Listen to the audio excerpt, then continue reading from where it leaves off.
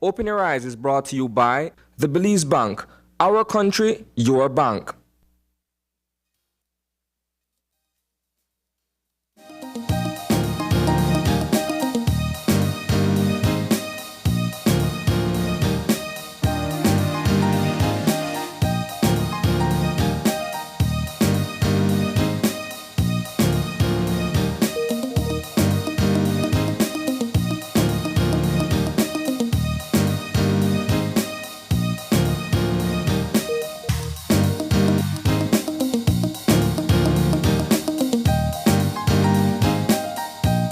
Good morning and welcome to Open Your Eyes. Start your morning right. I'm Paul Lopez. And I'm Isana Cayetano. Good morning. Good morning. It's a Monday morning, Monday, May 29, 2023.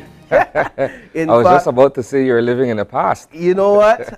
It's Monday, Isani, and so we get to give each other a little bit of grace on Monday mornings because it's the start to a new week. But nonetheless, like I said, it's the start to a new week. I'm here hoping that you had a wonderful weekend, that you were able to spend time with family, that you were able to get some rest and relaxation in. I know it's not always the case for everyone on weekends because some people have to work on weekends, but people like myself, I cherish my weekends because when we work hard all through the week. When we work through the week, it's just non-stop going. Monday, Tuesday, Wednesday, Thursday, Friday, Saturday, just going. So on weekends, on Friday evening, it's like, all right, time to clock off and see how we can catch up on some rest. And that's actually what I got to do this weekend. I was able to get in some rest, albeit I had to do some sports coverage. I had to come in to get ahead of some assignments I had. But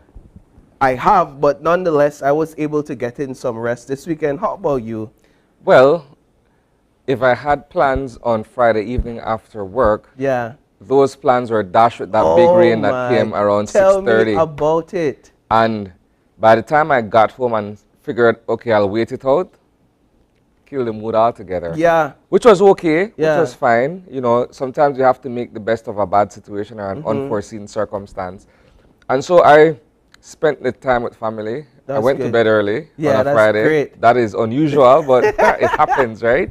But nonetheless, my weekend was great. You know, on Saturday, I got to see, a group of high school students who were, preparing and getting everything in order at the last minute, nonetheless, for the prom that was held on Saturday night. And of course, it is prom season, definitely. Yeah.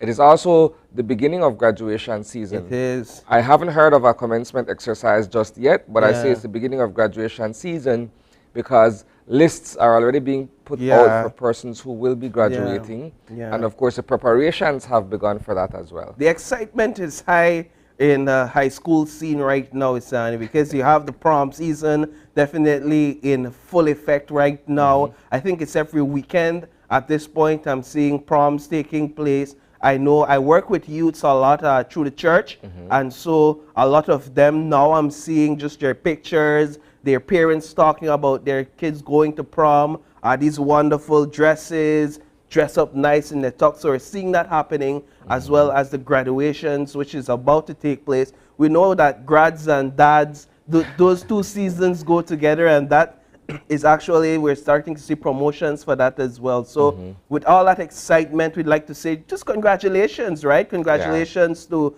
all our high school students. It's a huge milestone to reach. It's a huge bridge to cross. And now reality sets in. The excitement. I'm glad that I have a fellow man on the set this morning. So I'll pick your brain a bit. Go ahead. Do you believe that the dads and grads season is equally celebrated as Mother's Day or Valentine's Day? Yeah, just food for thought. It's not, I always wonder why we jumble dads and grads together. Precisely. And then it isn't the same for Mother's Day. You have to share dads and grads celebration. So on one hand, especially if you're a household that has a graduate as well as a dad in the household, I guess the dad's gift is the fact that their child is graduating, and then as well the fact that they're a dad. So it's not equal. Maybe we could lobby to change that for some year in the future, but this year it's the same thing again. It's a social and a cultural change that would be required to shift that mindset to say, well, you know what? Let's celebrate dads, you know, for the role that they play. I'm not saying no, we don't, but you know, one could argue that there's more emphasis placed on Mother's Day and Valentine's Day even than it is on Father's Day. But I was just, you know, picking your brain on that. It's a valid argument, and there's no need to debate it because it is a fact. The evidence is there, and so that's just one thing we have to live with. I'm not a dad as yet, but I guess as when I become one, all of that will sink in, and maybe I lead the charge in changing that. But another one of the exciting things that took place this weekend, Isani, was the Cancer Walk 2023. Annual Cancer Walk. That takes place every year. I was going to say it takes place every year around this time.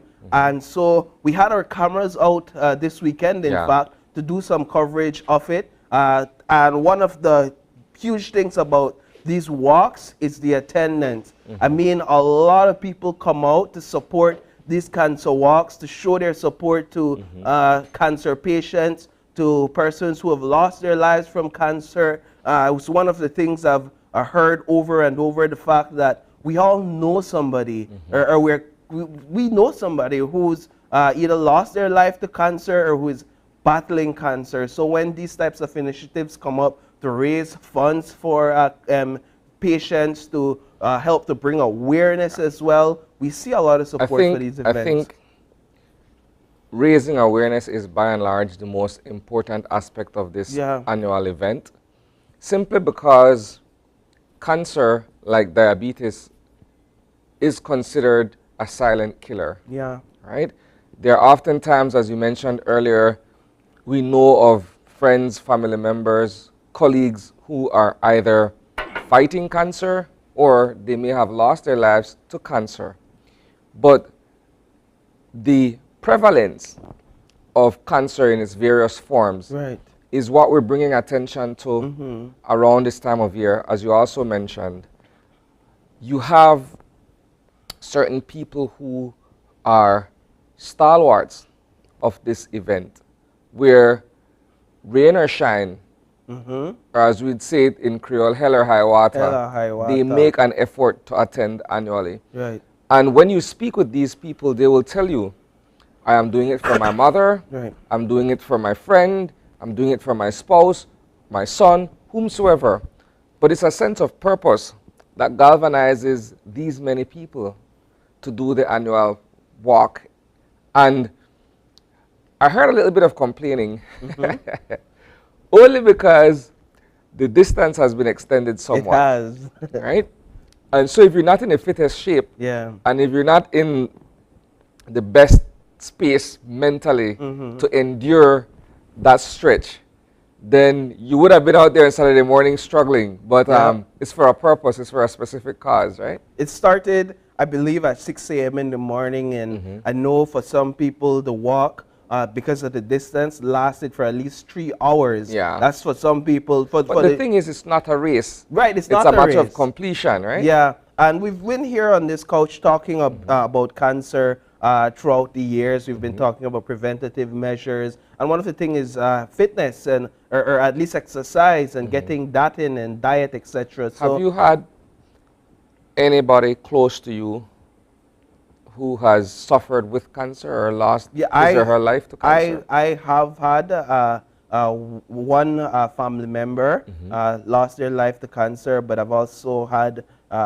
friends as well that have lost their life to cancer, and I could tell you that it's never an easy thing seeing them struggle throughout the years, seeing them get over it. There's a sense of hope, and then before you know it, it's like it comes back. A remission. A remission, and then just in one sudden sweep, the person loses their life, and it's like, you know, you get that call, this person has passed, and it's a hard situation for any family to deal with. I've I've dealt with persons who are fairly close to me, losing their lives, losing the fight to cancer twice in my life. And it's been a moving experience. The first was when I was much younger, in my early teens. I had a first cousin who was beloved by everyone in the family.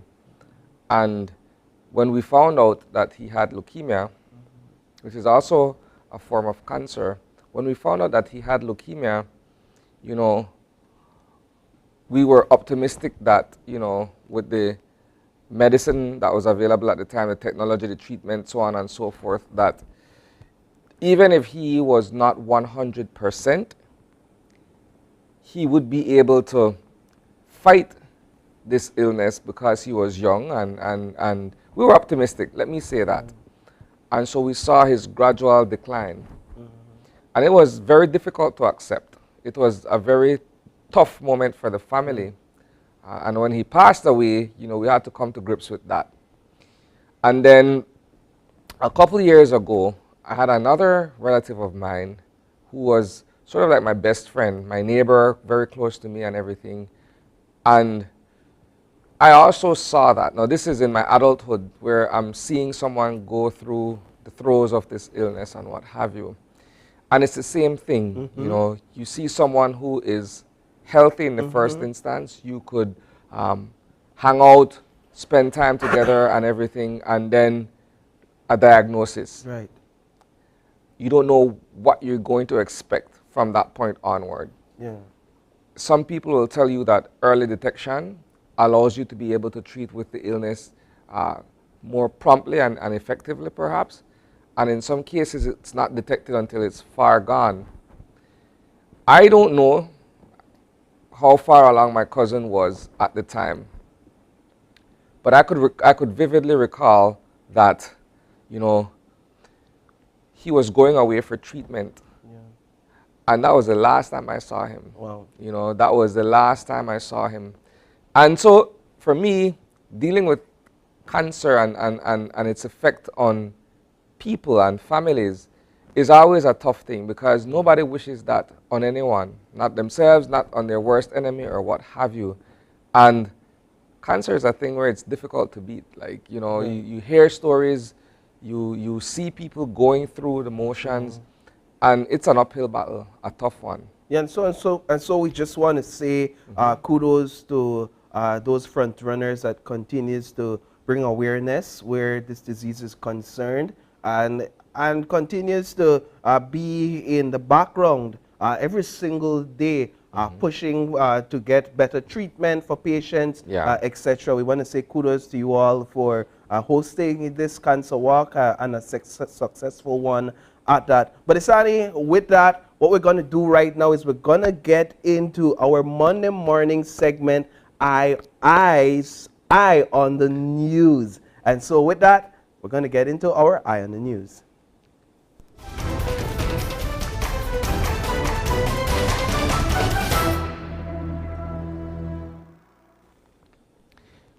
So the issue at hand is the much talked about definitive agreement that has to do with Portico Enterprises Limited entering into contract with the government of Belize with the previous administration. You would recall, Paul, that several months ago, in the early part of the year, we were discussing this arrangement that Portico Enterprises, the parent company for Port of Magical Belize, had with the Barrow administration. And this came about when Port Magical was sort of bucking heads with Stake Bank, which is the other development that's taking place off the coast. And so there was talk about the existence of this document that details the actual agreement that was entered into by both parties. But the document was sort of a phantom, right? Because everybody was, well, present the document. Let's see what's contained within, you know, find it, bring it to the table, and let's have a look. And For whatever reason, nobody was able to get their hands on this particular contract. On Thursday, we got hold of this 31-page document, and it takes a bit of perusal to fully understand everything that is being agreed to in this accord. And so it forms the basis of a number of questions regarding the timeliness with which this document was put together, agreed upon, signed by, representatives of Portico and, of course, the Ministry of Economic Development. And a lot has been revealed. So while we have a lot of questions coming out of it, a lot has been revealed in these 31 pages. Let's talk a bit about some of what has been revealed from this document. Well, I believe the most glaring are the tax holidays and exemptions being given, right? And the fact that you have past ministers who were around at the time when this agreement was signed, who have gone on record to say, well, they were unaware of it. Yeah. They were oblivious to the existence of such a document. And I think part of the question at this point as well is the fact that the government of the day, notwithstanding these glaring, I'll use the term irregularities because, like I said, some people are saying that it was entered into unlawfully without the knowledge or the consent of the Minister of Finance and other government representatives. So those glaring quote-unquote irregularities leave a lot to be answered, And I go back to the timeliness. This document, as far as we know, based on the dates on the actual agreement, was signed and endorsed by the parties in early October 2020. This was roughly a month and a few days before the last general elections. Right.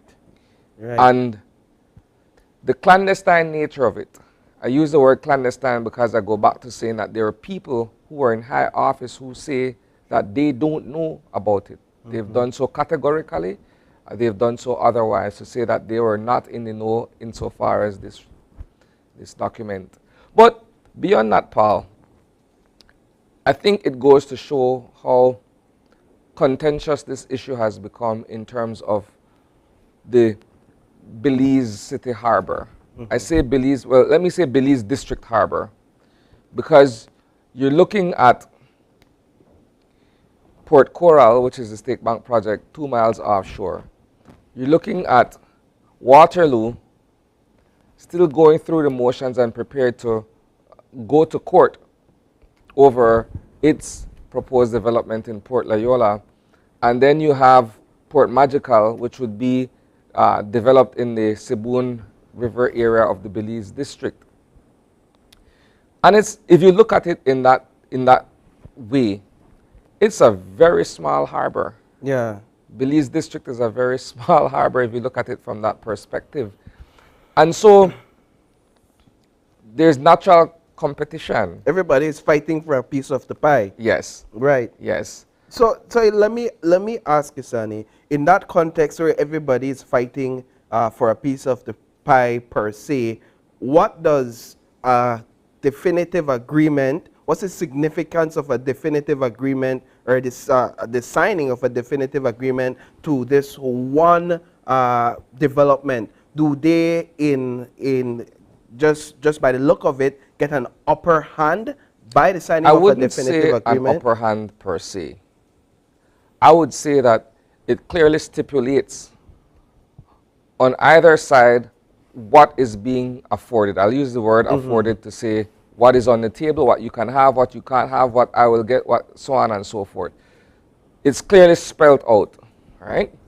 And so that essentially forms your contract. This is what both parties have agreed to legally, and this is how we'll proceed in terms of this development. That's what the definitive agreement, in my opinion, sets out to do. right? So, Yeah, beyond, and yeah, go yeah. ahead, sorry. So I get that point.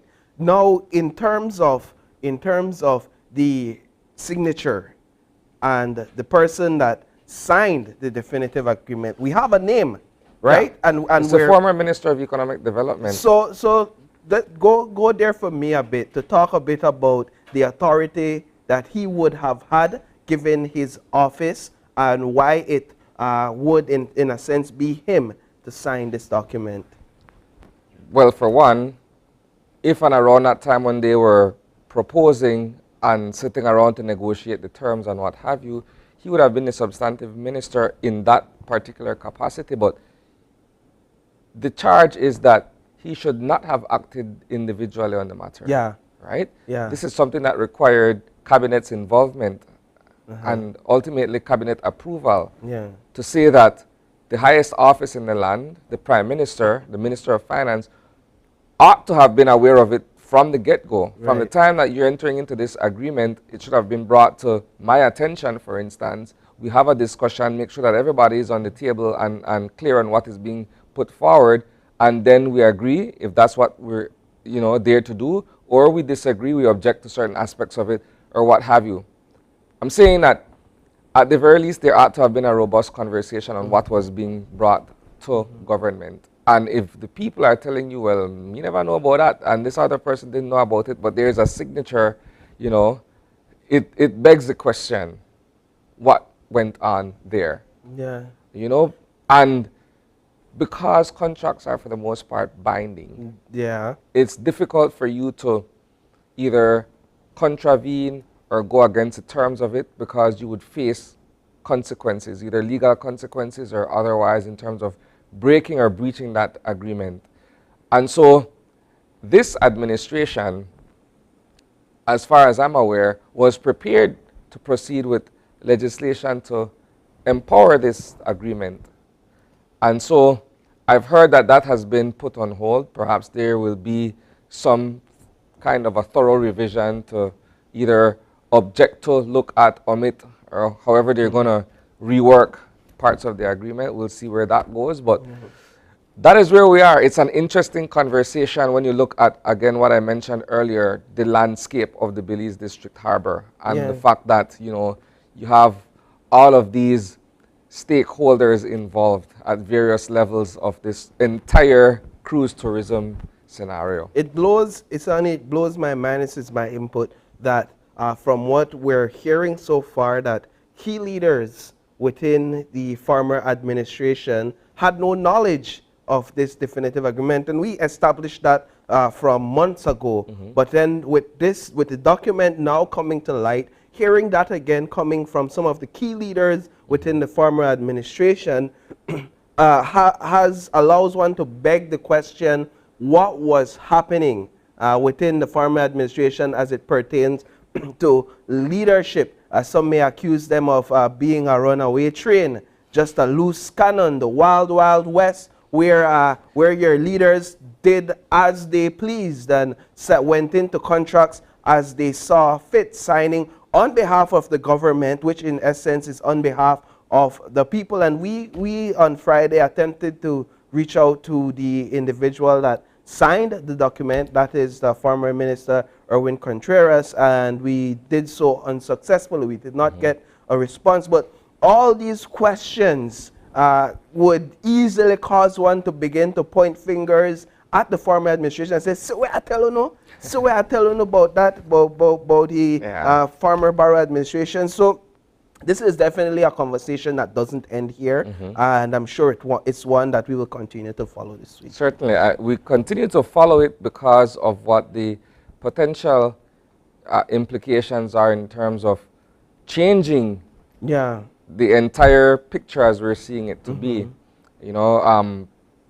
It's something where the principals of Portico in last week had also issued a release in which they were saying, well, look, we have also entered into agreement with Royal Caribbean and the Boscalis Group to proceed in tandem together in terms of this development. A battle of agreements? It will be interesting going forward. Again, it's the topic of the day. We'll see where this goes in terms of the days ahead, in terms of actions that perhaps will be taken or what have you. But yeah, I just decided that that would be the singular topic this morning because, you know, a lot of coverage and a lot of, you know, conversations have revolved around this latest development. So details of this story, and of course, certainly many more, you will be able to catch at 6 p.m. on our newscast, live on 5. And if you're not in front of your television sets, then you can also catch our content being streamed on Facebook and YouTube. That does it for the Irony News.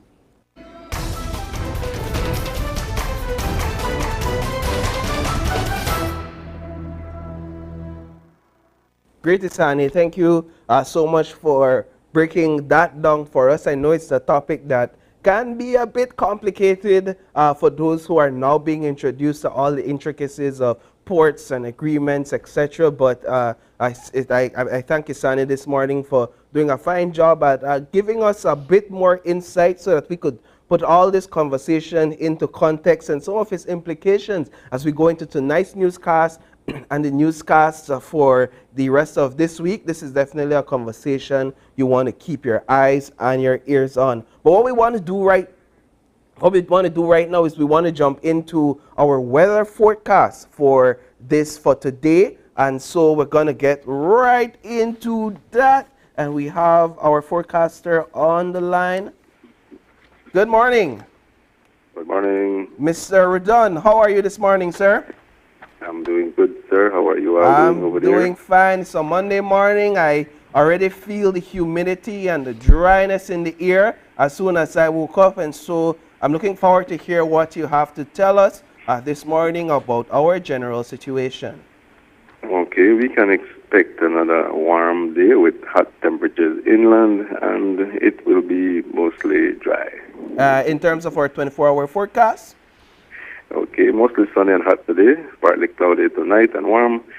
Isolated showers or thunderstorms will develop mainly inland this afternoon. With that said, let's talk a bit about our temperatures. Okay, highs today will be around 89 Fahrenheit along the coast. And I mean if you're right along the coast. 98 inland. And 85 up in the mountains. So we maintain the heat alert and ask residents to stay hydrated and avoid outdoor activity as much as possible during the day or especially the afternoon. And for our lows, moving into tonight? Okay, lows tonight, 81 along the coast, 73 inland, 68 up in the hills. All right, and so you're saying that we have a heat alert out. Would you be able to repeat or expound on that a bit in terms of our advisories, watches, and warnings? Yeah, for residents to stay hydrated and, you know, stay indoors, stay out of the sun as much as possible. I know everybody can't stay indoors, but as much as possible because the heat could cause heat stroke or something like that. Like I said, especially inland because they are getting the 90, 97, 98 degrees today. Yeah, indeed. All right, well, Mr. Redon, thank you so much for bringing us that information this morning. You're welcome. All right. So there we have it, Isani. More heat. Yesterday was extremely hot. Yes, it was brutal. Brutal. And today we get the same thing. So definitely it's one to look out for. But with that, after getting our weather, we're going to jump right into our show for this morning. And so we have two very insightful segments for our Monday morning that you don't want to miss. You want to stay tuned for these. And the first conversation, we're going to be joined by the Minister of Public Service, Constitutional, Political Reform, and Religious Affairs, none other than Honorable Henry Charles Usher. And he'll be here to talk with us about a variety of topics pertaining to his office.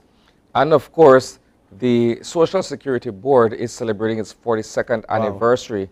And so we will be joined by representatives of SSB to come in and discuss what 42 years in service to the Belizean people have been like and what we can expect from the organization going forward. Perfect. So with that, before we jump into our conversation with Minister Usher, we're going to take a quick break and we'll be right back.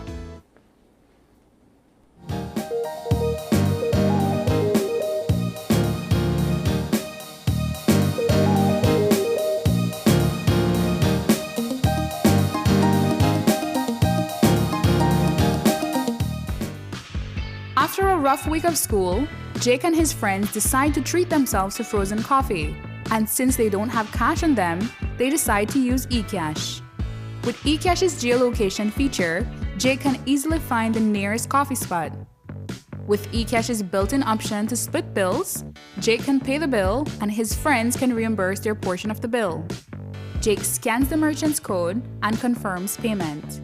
Jake then views his transaction history and taps on the transaction recently made, then taps the split the bill button where he selects the evenly option to evenly split the bill.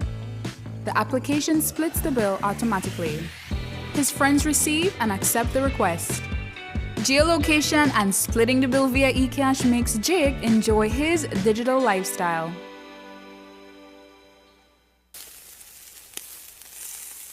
Well, I can't believe we the grill pan is whole the grill.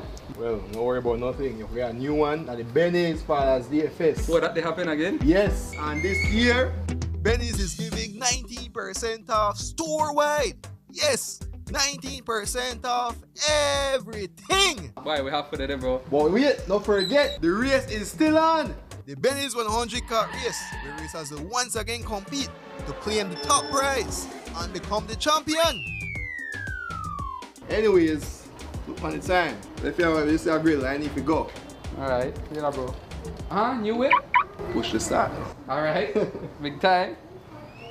Boy! Boy, Kagali push the start, man. The Benny's Father's Day Fest, Saturday, June 17th, Benny's Superstore. This one you don't want to miss.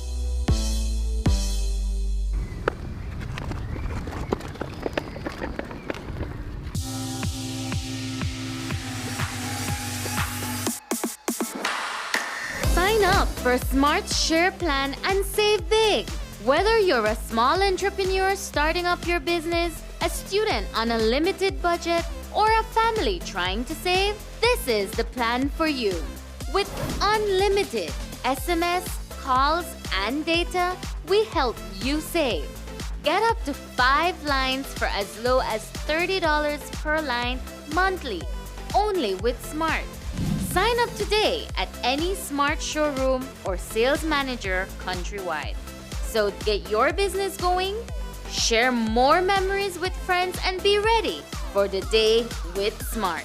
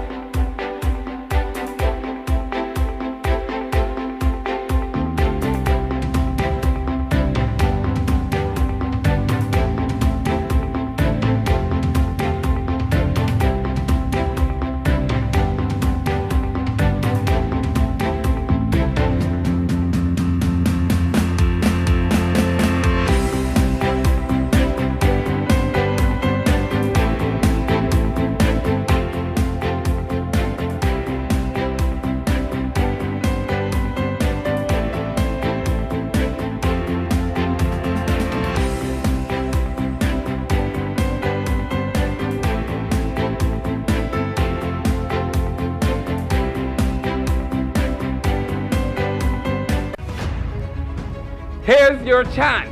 The stage is waiting. We're looking for talented Belizean singers for another season of KTV The Remix. KTV auditions will take place on Saturday, June 3rd and Sunday, June 11th, starting at 9:30 a.m. to 3:30 p.m. at Channel 5 on Coney Drive in Belize City. We're also now accepting online submissions. 2-minute videos can be emailed to producer at channel5belize.com or DM KTV Remix on Facebook.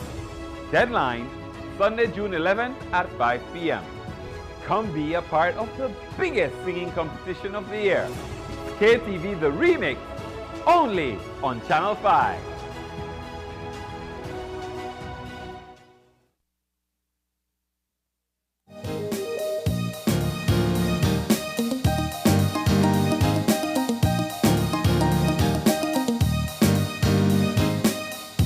And welcome back. We have been joined in studio this morning by the Minister of Public Service, and all the etc. It's a long one you have.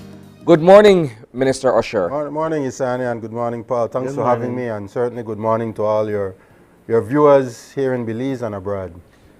Before we get into the primary reason for our discussion this morning, you also wear the hat as the chairman of the People's United Party. Proudly. Yes, sir. And over the weekend, there was an announcement of the passing of Winston Smiling.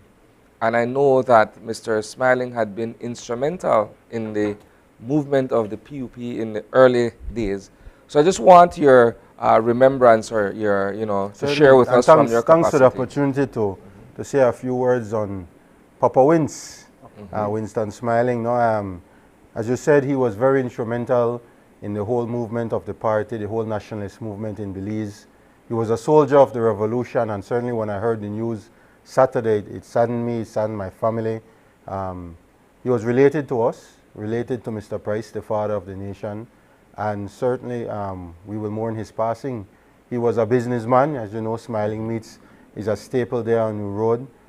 He was also a senator. A long time member of the People's United Party, a member of the National Executive of the party, a member of the Order of Distinguished Service, which is the highest honor that you can get in the party. So certainly Winston will be missed. I certainly will miss the advice he would give me. I would call him up. He lived not too far from me in Belama, so I would visit him a few times. He was always willing to sit down, talk, take a new whiskey, listen to some good music, watch some television. So certainly I will miss him, and condolences to the Smiling family, to Macho, to everybody, Andrew, the entire family, at this time of mourning, at this sad time. I could fondly remember the interactions I had with Winston, especially when we're having a drink together. He has all of these tales, these stories that he shares. Of course. And he was a man of great humor. I remember I remember all the jokes and the not so funny ones as well. Yeah. No, he was quite a charmer as well. If you ask many people in Belize, Winston was a charmer. He was a, as you said, very humorous guy.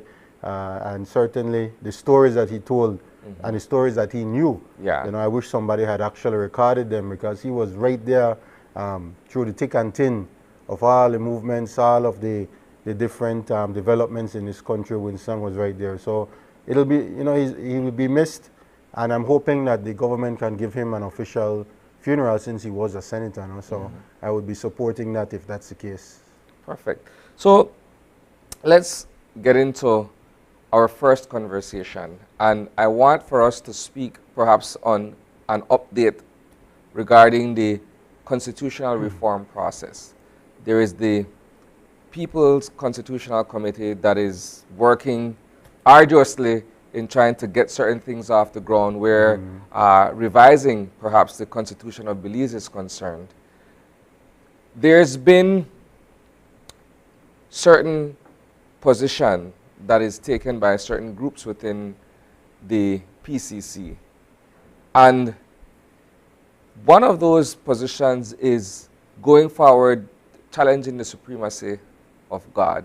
Now, I know you are also the Minister for Religious Affairs, so you have both hats going on, so to speak. Let's get your position or your take on that. Well, first of all, I don't think it's mutually exclusive, constitutional reform and Minister of Religious Affairs. But let's go back a little and look at what the concept of the PCC is all about. And I think that's important to understand.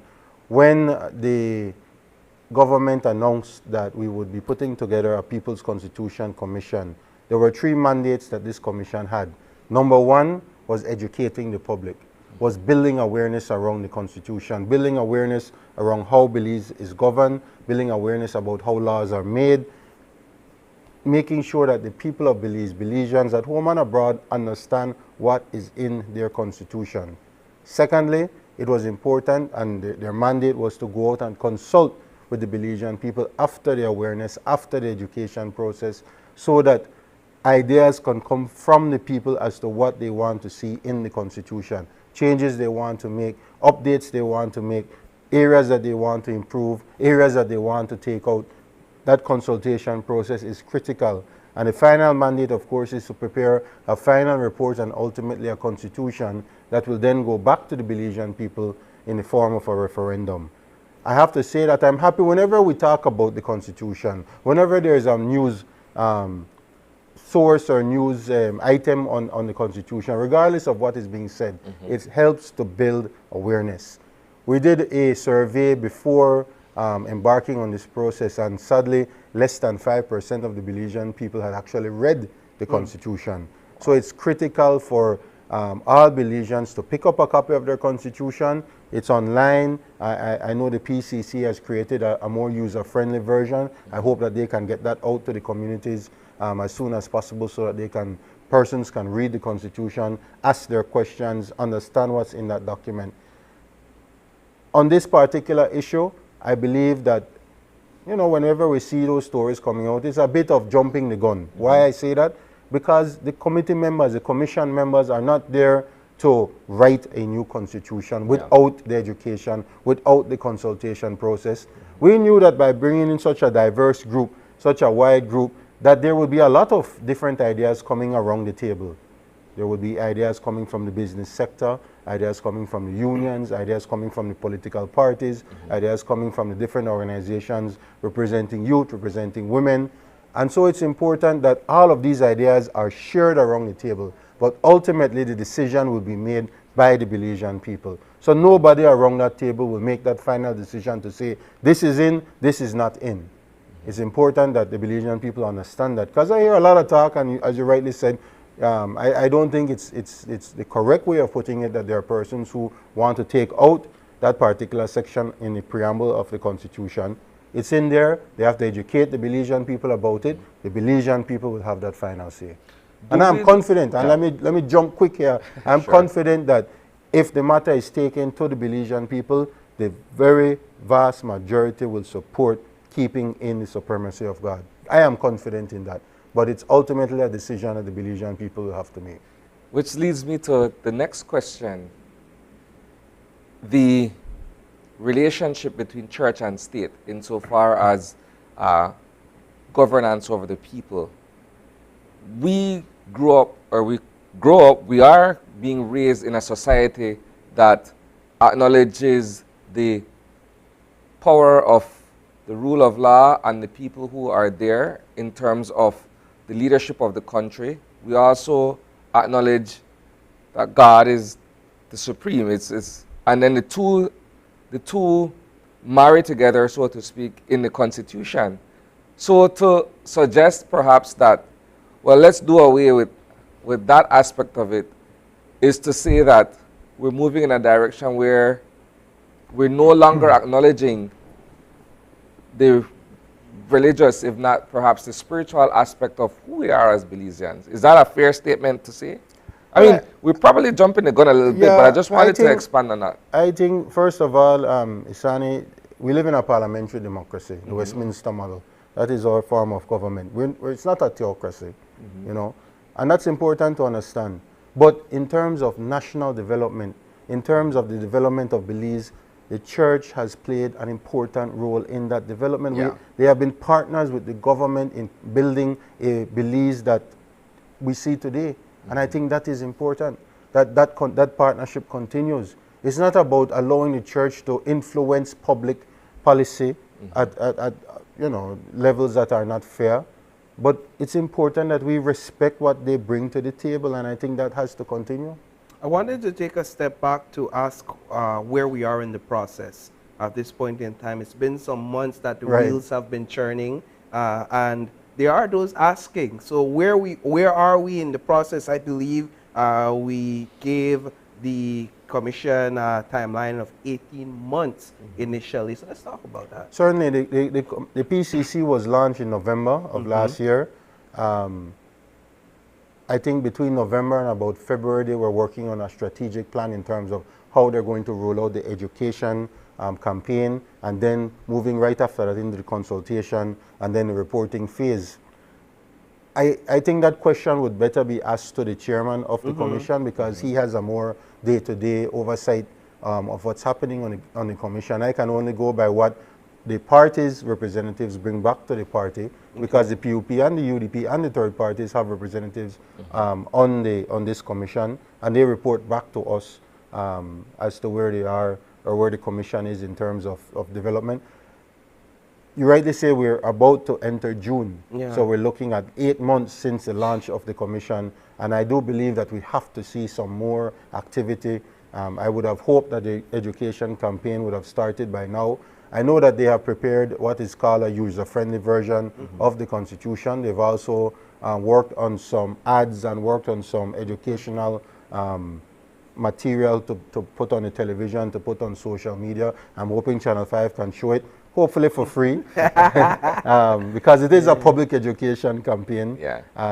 But I think, you know, you're right in that nervousness about time, because they were given only 18 months.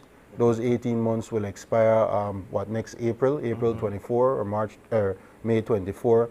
And so we're really only about 12 months away, or less than 12 months away from having a final document. And I think time is probably creeping up on them, and it's important that they get the work done. I'm confident that they can do it. I'm confident that it can be done. I believe that a lot of the initial delays and slow movement was because a lot of the commissioners had to be informed about what their role was. And so there was a lot of capacity building on the commission itself. And now that that capacity building is finished, you will see the rollout much better, no? I hate to be a skeptic in this situation. You usually are, Isani, so I don't know how much you hate it. But here's the thing, though. My question is whether 18 months is realistic. I say that because I'm looking at all the various groups that are represented on the PCC, and the fact that when you have those many representatives of various interests and concerns, you're bound to have robust conversations, debate, and so on and so forth. And I'm certain that strong points will be made. Certain suggestions would probably be met with criticism, and you go back and renegotiate and so on and so forth. And if we're already 8 months in and we're still sort of tying up the groundworks and what have you, then how much time would we really have for these kinds of in-depth look at what is before us in terms of the law of the land? It's a fair point that you make. As I said just now, I do believe that it can be done.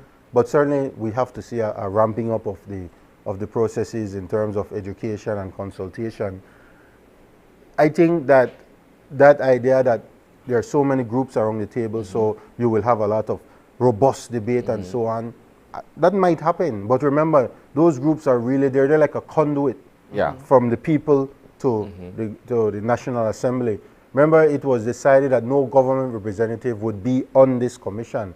Meaning there's no minister, there's no senator, nobody that sits in Parliament is on this commission. So really, this commission is a conduit from the people to Parliament in terms of what they want to see in their constitution. Will there be debate in that conduit?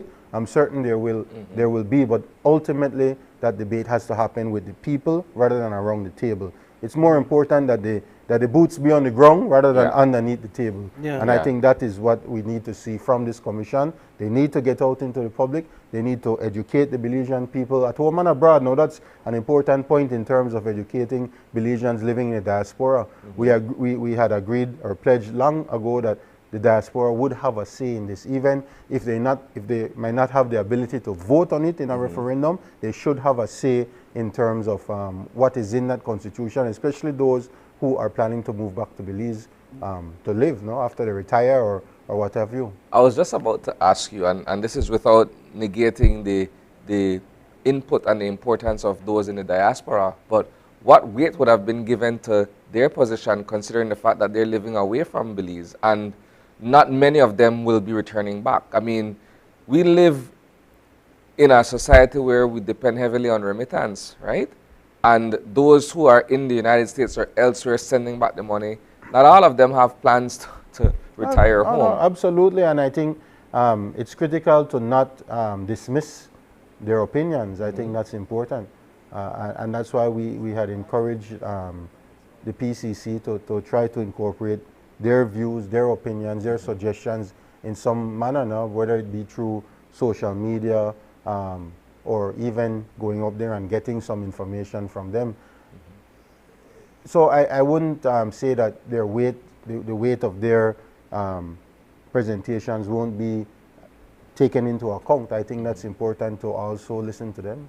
I would like to touch a bit on the aspect of education and educating the population about the Constitution, and perhaps as a party, what you guys view as what would be a sufficient campaign, what a sufficient campaign would look like to educate the people.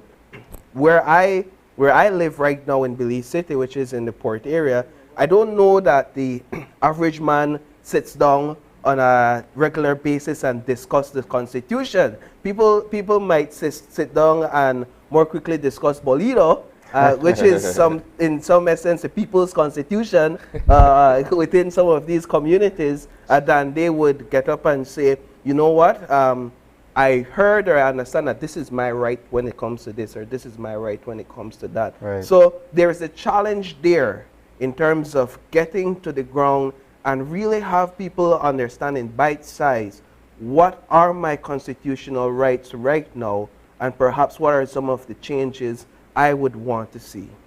So, and that is a very good point, and I agree with you to a certain extent. I do think that whenever discussions are done, even about Bolido, or about decisions that are being made in the country, you're talking about the Constitution. Why? Because the Constitution is a foundational document for Belize. It determines how decisions are made in Belize. So when a decision was made by the cabinet or was made in the National Assembly, then you have to understand where the cabinet or where the National Assembly gets the power to make those decisions. So when a decision was made about Bolido, well, where did that come from? A decision is made to raise the minimum wage. Where did that come from? Those are decisions. Or when you are talking about that in Port Loyola or in Fort George or in Toledo or in Corozal, you are talking about the Constitution. You might not realize it, but that's what you're discussing. And I think that's important. The whole idea that Belizeans don't understand the Constitution, I don't necessarily agree with that. They probably just don't know what all is in the Constitution. I always tell everyone that a country's Constitution is like when you're in a house. You can be in your house and you turn on the light, you turn on the faucet. You might not know how that works. You might not know how the light comes on. You might not know when you turn that faucet. All you know is when I turn that switch, the light comes on. When I turn the faucet, the water comes out. But how do we understand where that comes from? You know, who pays for that? You know, that is what the Constitution is. It's a foundational document for your country. It's critical to understand. It's incumbent on all of us as citizens, residents, constituents to understand what is contained in that document, because on the average level, it pertains to each one of us, one way or the other, right? And the fact of an awareness campaign, for instance, to raise public education on the Constitution, I think such an exercise, in all honesty, begins in a classroom. Where when you're in school, at some point, it should be introduced to you that, look, this is the Constitution of Belize, this is what is contained in its various chapters and what have you, and this is how, as you've mentioned, the fundamentals of decision-making take place. Right. And a few years ago, before he passed, Mr. Price had written a short book, easy to read book called Rights and Responsibilities in the Constitution. And I think that's important. And I know they used to teach it in the primary schools. I hope that can continue, because after this education campaign, after we have this whole process comes to an end, we have to continue to educate. And I have to say that, you know, even if the Constitution remains as is, there are no changes in the Constitution. The fact that it's being discussed, the fact that awareness is being built, the fact that Belizeans are being educated on the Constitution is a win. So that is important. That is the most critical part of this exercise. There was a book that, for me, served as the precursor to understanding the Constitution. The book was called How We Are Governed. By Myrtle Palazzo wrote the book. That encapsulates in a very simple way the basics that you need to understand about governance and government, and of course the law, how that works. I don't know if that is still being taught in primary or secondary school these days, or today for instance, but I'm simply saying that these are the kinds of courses, these are the kinds of literature that we need to be able to understand right. Where we are in terms of the Constitution. That's a core literature there, that how we are governed. I would want to change it, the name of it, one way. And because we're moving away from representative democracy to participatory democracy, which is what is something that I support, the name of the book should be How We Govern. How we govern. Not how we are governed. Yeah. We're not subjects. We're not subjects of anyone. We govern. We're independent. So how we govern. You know, and I think that's important. I hear Asani's thoughts on having this sort of education as a part of the school curriculum. I'd also like to add the thought that perhaps a part of the responsibility lies upon those individuals seeking office. When they go up and they campaign, just as a start, promises are made. We'll build certain amount of houses. We'll create jobs in the community. We'll increase the minimum wage. We'll provide better policing for the community. A lot of these starts with either passing a legislation in the House or some sort of amendment to certain legislation. So in having those conversations with your constituents, I would imagine that there's a responsibility for the person seeking office to not only say what we will do, but how we will do it, or how these things are to be achieved. Because if not, then you have constituents that hears promises but don't necessarily understand the process. And in understanding the process, you kind of give them something to go back to or relate to. All right, so if you say you're going to build these houses, you have already explained to me how it's going to be done.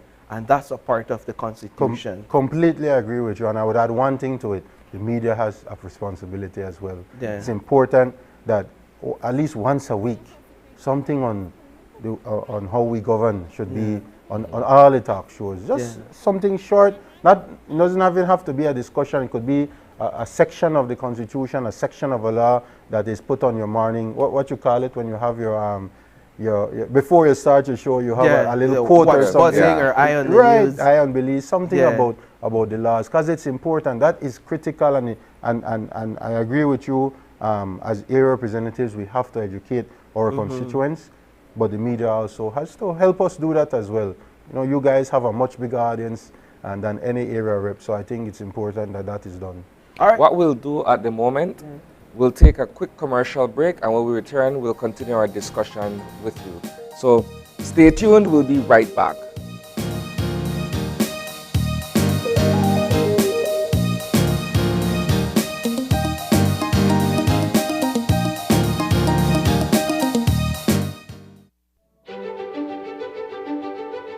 Technology is ubiquitous, and it's transforming how, when, and where we work.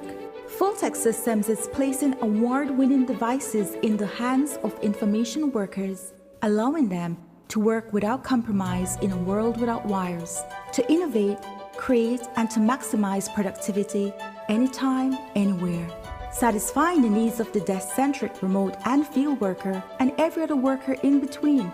We are providing the industry's best devices to businesses going through the process of digital transformation. Partner with us today to provide the solutions that will allow your employees to work effectively and efficiently to enhance your customers' experience.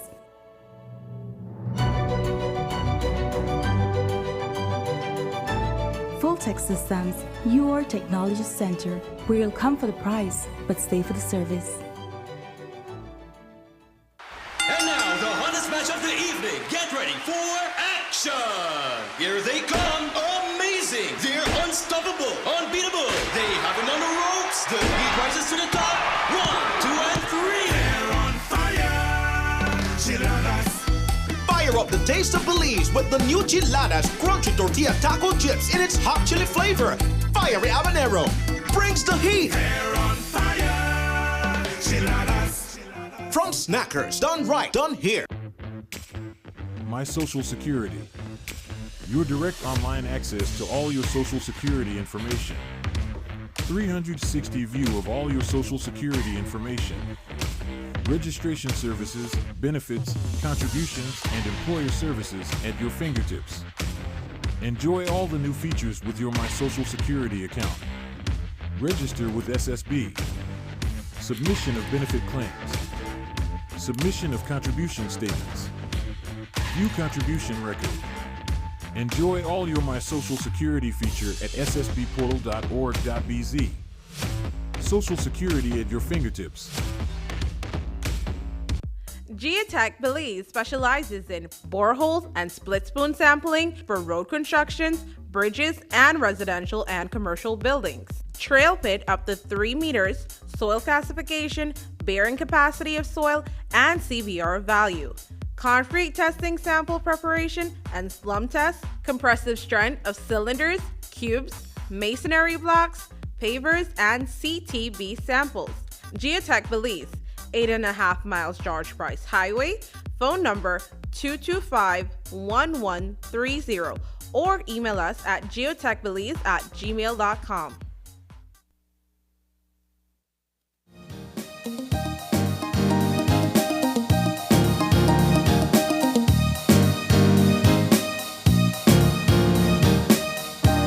All right, and we are back with the second half of this extended conversation with Minister Henry Charles Usher. We want to change the direction a bit right now to delve into something that's happening, that's also happening as we speak, and well, I think it's recently wrapped up, Minister, that has to do with your visits to the various ministries alongside the President of the Public Service Union, Mr. Dean, Brother Dean Flowers. As I understand it, you guys recently wrapped up a tour of 20 ministries.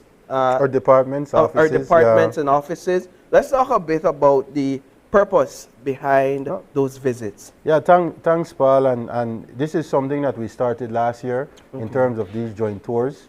And this year we did some tours about 2 weeks ago in the Belmopan area. And then Thursday and Friday of last week, we conducted tours in Ladyville and tours in Belize City of different government offices. I think it's important that these tours happen. As Minister of Public Service, I also do my own visits to the different offices, but doing it together with the PSU, and it's not only the President of the Union, but the executive from whatever district that we're touring. No? So when it was Belmopan, it was the executive there from Belmopan, and then Belize City was the executive from Belize District. And it's an opportunity for us to see the conditions in which our public officers are working, for us to judge their, to see that the office is feasible, not only for them to do their work, but also for the public to access. What we found was a lot of these offices, it's difficult for the public, especially those that we need wheelchair access or something like that, to be able to access these public buildings. So it's something I have to take back, and we might have to change some of these offices, because it's not acceptable in 2023 that certain offices might not be wheelchair accessible to the public. No? So in addition to that, we also hear from public officers what might be general issues, might be specific issues regarding their terms and conditions of service, and also for us to explain to them that we're doing this in partnership with the union. Many times they might send their concerns to the union, or they might send their concerns directly to MPS. Then we duplicate efforts. This way we work together and we are able to solve the problems much faster. No? I think it shows that you're capable to work with each other, given perhaps what is public perception that there is a constant bucking of heads between the union and government. We've seen successive administrations go back and forth with the PSU, for instance, and seeing this tour and seeing you guys being able to visit with the public officers together, hear their concerns and receive their feedback, I think it's a good look. I think it changes public perception that this is a cat and dog fight at all times. What is perhaps one of the most recurrent concerns coming from members of the public service? That's interesting because, well, first of all, on your first comment, Brother Dean Flowers is the president of the PSU. He and I have a very good working relationship. He represents labor. On the other side, we have management. The PSU is a collective bargaining agent for public officers. Now, not all public officers are members of the PSU, but when the PSU negotiates something on behalf of public officers, those that are members and even those that are not members benefit from that negotiation. So I think that union, the PSU and the president and his executive play a very critical role in making sure that government services are delivered in the most effective and efficient manner, because we have to work together for the betterment of the Belizean public. So from the time that I was given the portfolio of Ministry of Public Service, I made it a #1 priority to work with the unions, all the unions, the PSU, BNTU, the APSSM, the NTUCB, which is the umbrella organization, so that we could work together for the benefit of public officers. As to the question as to the #1 issue or the #1 concern, the office is something that people always refer to.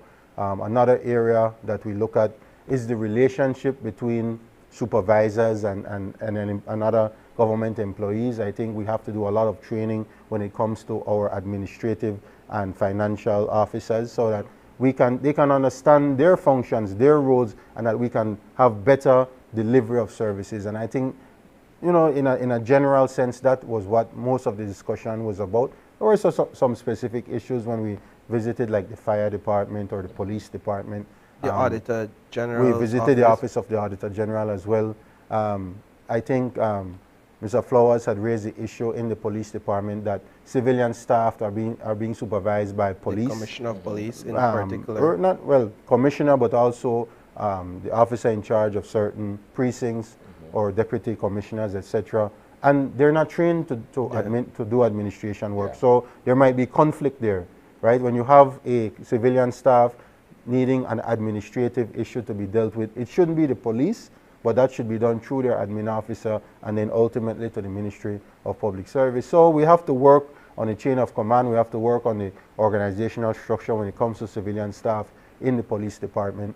But basically, there were more specific issues for public officers dealing with HR matters that they might have, that the union is advocating on their behalf, and we're trying to work through Ministry of Public Service. I think one of the areas as well is the idea that sometimes when requests are made, the turnover time might be too long through public service, but I have spoken at all of our management meetings within the ministry to improve the process flow. When a request comes in, we want to make it the shortest possible time for a response to be sent. It might not be the response that the public officer wants, but at least they know that we are responding to them as fast as we can. No? How do you, on these stores, create an environment for openness?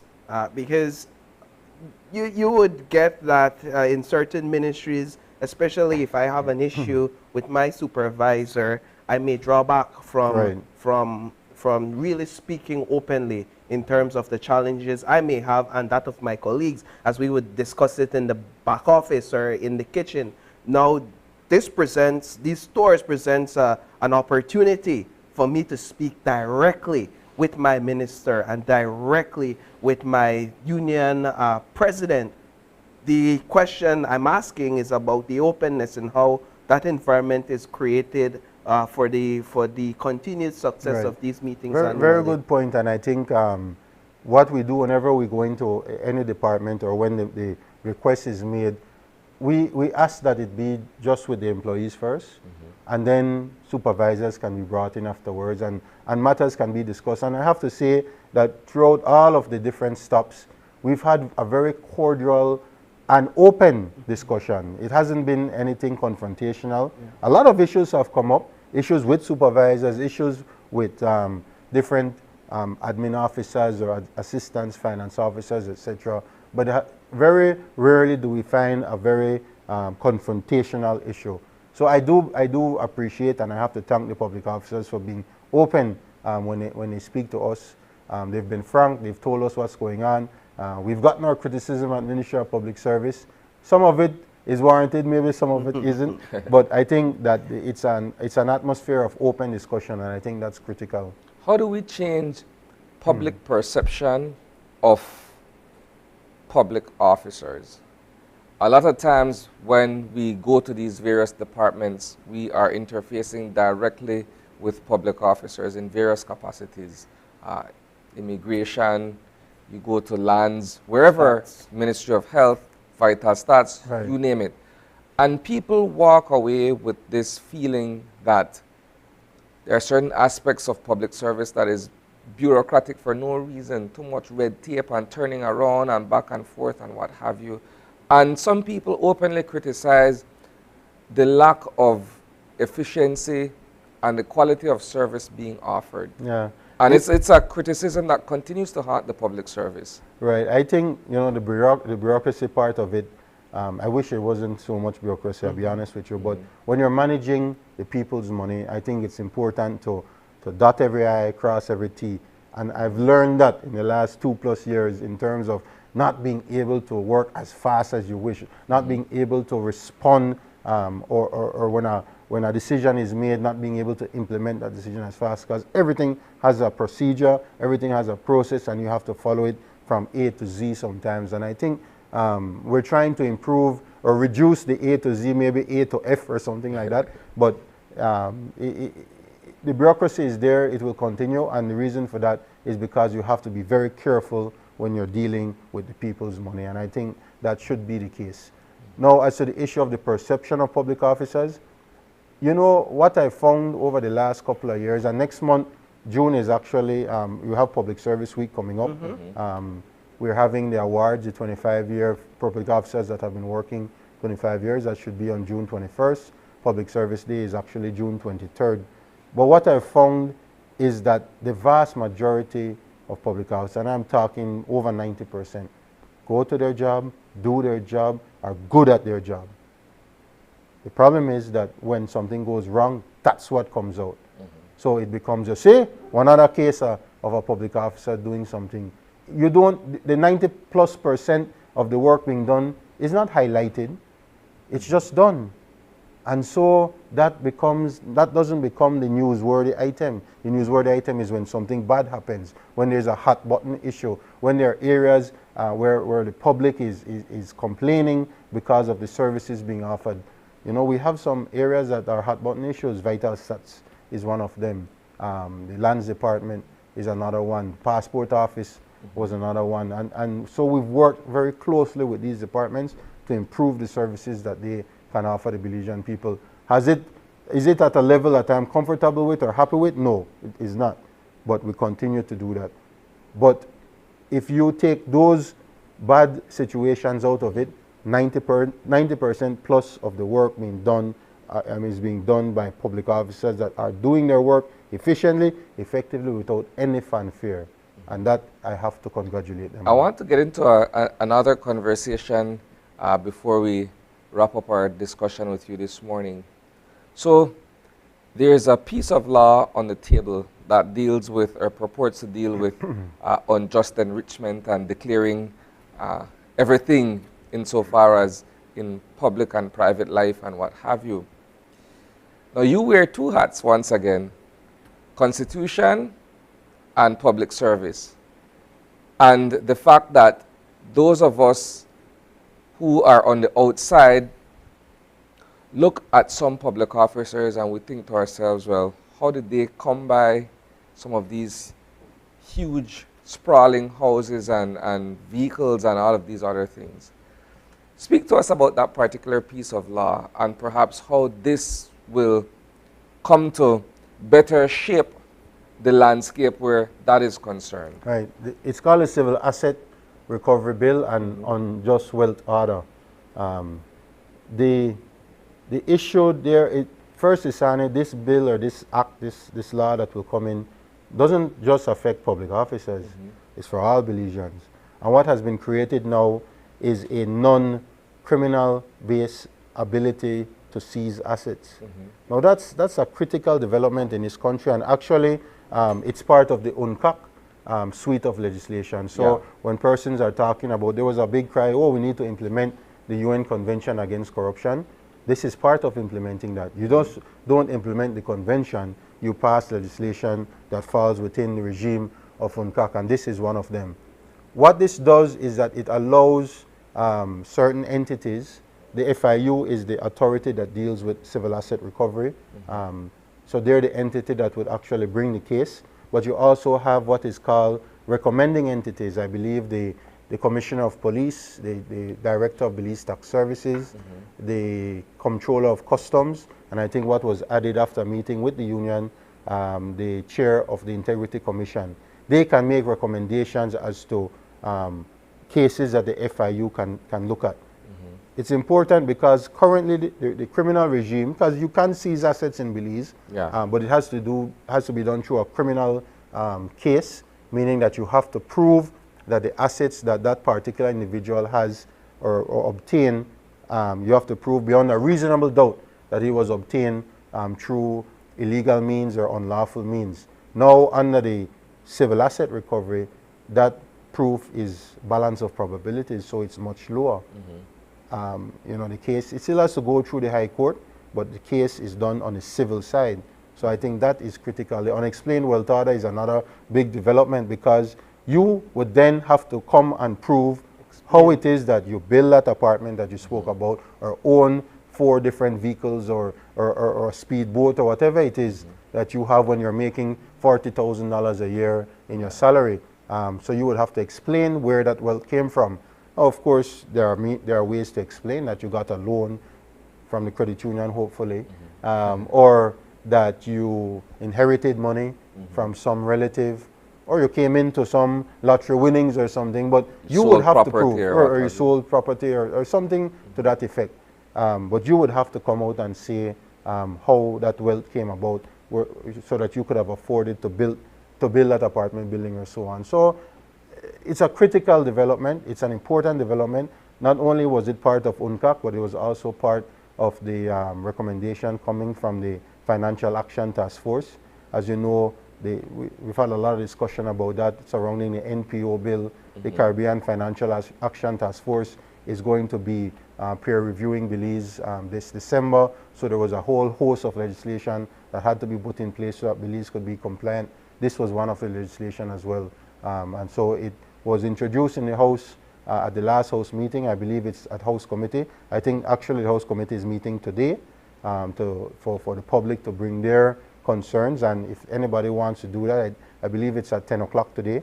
I would encourage anyone to go up to the House Committee meeting there at the National Assembly and give their concerns or recommendations as to this particular legislation. Minister, I want to jump into another topic quickly. Let me just finish one part, because I saw the leader of the opposition trying to make the case that it should be retroactive. Well, it is retroactive. It goes back 12 years. It's in the legislation that it can go back 12 years. And also, if an application is made to the court, it can go back 20 years.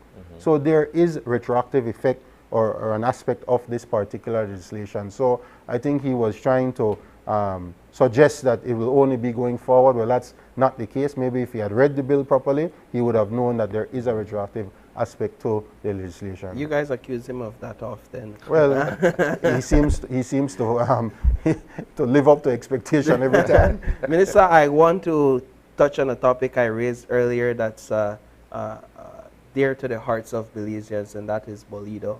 We're waiting with great anticipation for the return of Fiwi Bolido, as your party, as the now administration labels it. What can you tell us in terms of where we are with that process, and what Belizeans can expect in terms of when? Do we have a definitive date yet? No, unfortunately, I know about as much about it as you, Paul, when it comes to the process that was gone through by the Ministry of Finance and by the Lotteries Commission, etc., in terms of cancelling the license that the owner of Bolido had. I think it's important to understand that there were a lot of irregularities about what was happening. It's still a case before the court, I believe, so I have to be careful in what I say. But I think it's important that if you have this type of game in the country, then Belizeans should be benefiting from it more than just the 2 million or whatever it was that was paid as a license fee every year. The money is being profited from Bolido very high, from just what has been claimed by the former owners of the game. You can see that they were making quite a bit of money on this game, and so more should have been pumped back in. And you know, the problem I had with the previous owners was that you never heard them sponsoring any sports team. You don't hear them that sponsor Ruta Maya. You don't hear anything when it comes to that. There was no give back to the community in terms of the profits being made. No nothing. Whereas you have other good corporate citizens that give back to the community. But yeah, there were no scholarships. You didn't hear anything about any medical help. You didn't hear anything at all. So all of that money was being profited either here or abroad, because as you know, some of the companies were registered in the Cayman and in different countries in the Caribbean. So where was that money going? Why wasn't it being pumped back into the society where the people were actually, this money was coming directly from persons, Belizean citizens who play the game, relied on the game. A lot of them use that game for their little extra income. And I hope that it can come back very soon. I hope that it can be managed in a way so that the profits being made from it can be pumped back into NHI or even into the sports community. We had made a case that it has to go back into those two particular areas specifically, you know? Yeah, all right. Well, that's about what we have for you this morning. I think there was one final topic that was raised that they did want for us to bring up with you, and so I'll just throw it out there. And that has, just for your thoughts, it has to do with what was broken in the news, or what was raised in the news on Friday pertaining to the definitive agreement. I'm not sure if you've seen the document signed by former Minister Erwin Contreras as it pertains to the port, the name of the port? Port Magical. Port Magical. And that phantom definitive agreement that has now been brought to light. And my understanding is that there were legislation that was being prepared to be passed in the House to kind of affirm or recognize that definitive agreement, but that perhaps that has been stalled at this point. Yeah, there was a cabinet paper on this particular agreement. I can't go into discussion, of course, what happened in cabinet, but what I can say, there are 3 areas that you have to look at with this particular agreement. There are more than 3, but 3 I can discuss. 1 is the content of the agreement. The 2 is the legality of the agreement. And 3 is this culture that existed within the former administration, where 1 month before an election, you're signing such a comprehensive document. And certainly former members of that administration can't be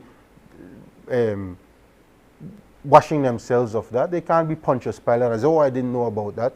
But let me start with the legality, and I think that is important, because any agreement that comes either from a previous administration or signed now needs to get the approval of the Attorney General's ministry. And I think it's critical that government ask the Attorney General to properly review the agreement, to look at all aspects of how it was signed, who signed it, what's included in it, and to make sure that it's legal. Secondly is the content. And I can tell you that there are some serious concerns about what is in that agreement. Now, we have to look at all investments coming into this country for the benefits they can bring, do a cost-benefit analysis, look at all the environmental issues, everything else that comes into play with these types of investments. But if you are going to be issuing these types of concessions when it's unfair to other competitors or other persons investing, we have to look at that. And certainly there are issues that were raised in cabinet about what is in this particular agreement. I have serious concerns about what is in this agreement. I have serious concerns about the legality of the agreement, to be honest with you. But I want to hear what the Attorney General the ministry, Attorney General's ministry, has to say about this particular agreement. Not only about what's in it, but like I said, when it was signed and who signed it. Did he have the authority to sign that agreement? And I hope that something coming out of the PCC is that you can't be signing these types of agreements a couple days before Parliament is dissolved. Yep. And there must be a period where the government when Parliament is dissolved, there's still an executive, there's still a cabinet per se, but they can't be signing agreements like this that will bind future generations of Belize. It's more to make sure that the everyday operations of government continue. And I think that is important, and we need to have some kind of decision made by this PCC as to these types of things. Because this is not the only agreement signed a few days before Parliament was dissolved back in 2020. We had agreements with the Port Down South that were signed right before. You had the TNC matter that was signed right before Parliament was dissolved. These are very serious issues that came up. The last part, the culture that existed within the previous administration, and it was rot from top to bottom. And sorry I'm wearing my political hat today, but I think the Belizean people have to understand that this is an agreement that was signed by a corrupt administration at the end of their term. And that can't be overstated. You can't have, if it's true that no other cabinet member saw this agreement and one minister went rogue, signed this thing on his own, and it seems that his CEO didn't know about it, no member of his ministry knew about it, so it's basically an insider agreement back, in some hotel room like what the former Prime Minister also signed in Miami.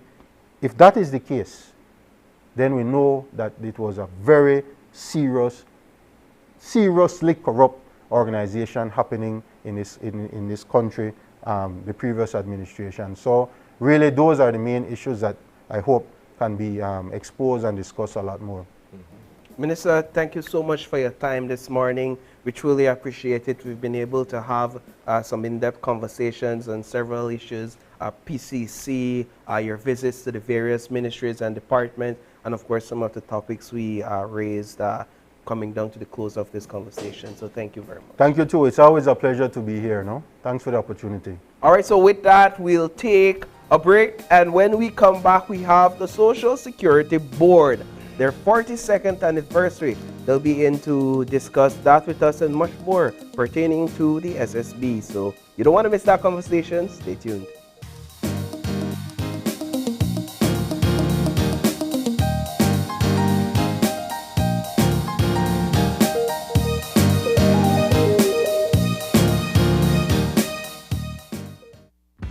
With eCash, bill payment is extremely convenient, and all utility companies accept eCash payments. What's even better? You get to split bills with your roommates, siblings, or whoever you desire. Simply open your eCash app, go to Bill Pay, tap the respective utility company, enter the information, and pay the bill. Then tap the transaction made. Tap Split the bill. Select Evenly. Send the request to who you are splitting the bill with, and get notified when they pay. Talk about making life easy and avoiding confusion. You can split the bill for restaurants, grocery stores, and for any eCash payment you make. To find your next yummy meal, hair treatment, or chill spot, simply open the app and utilize the geolocation service to see nearby businesses that accept eCash. Geolocation and bill payment make life a whole lot easier. You know, Bolido been playing in this country for over 70 years now. That before my mind even born, That just goes to show how cemented Bolido is in our culture and daily life. Thankfully, government recently get back for we Bolido, for we the people. So now, a publicly owned entity, Belize Government Lotteries Limited, will have management of the Bolido. And guess what? The profits will support NHI and the official charities fund, That means even more Belizeans will have access to healthcare, and other support they desperately need. And that all because of this change, I don't know about you, but I love the song of this. For we fun, for we profits, for we Bolido.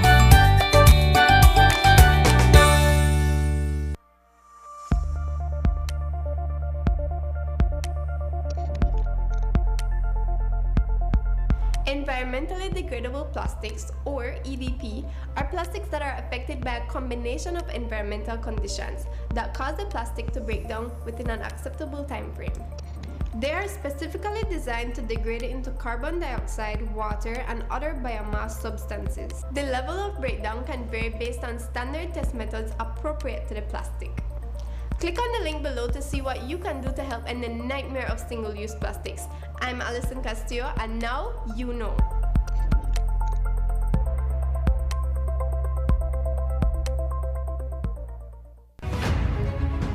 Here's your chance. The stage is waiting.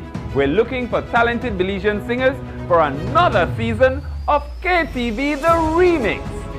KTV auditions will take place on Saturday, June 3rd and Sunday, June 11th, starting at 9:30 a.m. to 3:30 p.m. at Channel 5 on Coney Drive in Belize City. We're also now accepting online submissions. 2-minute videos can be emailed to producer at channel5belize.com or DM KTV Remix on Facebook. Deadline, Sunday, June 11th at 5 p.m. Come be a part of the biggest singing competition of the year. KTV The Remix, only on Channel 5.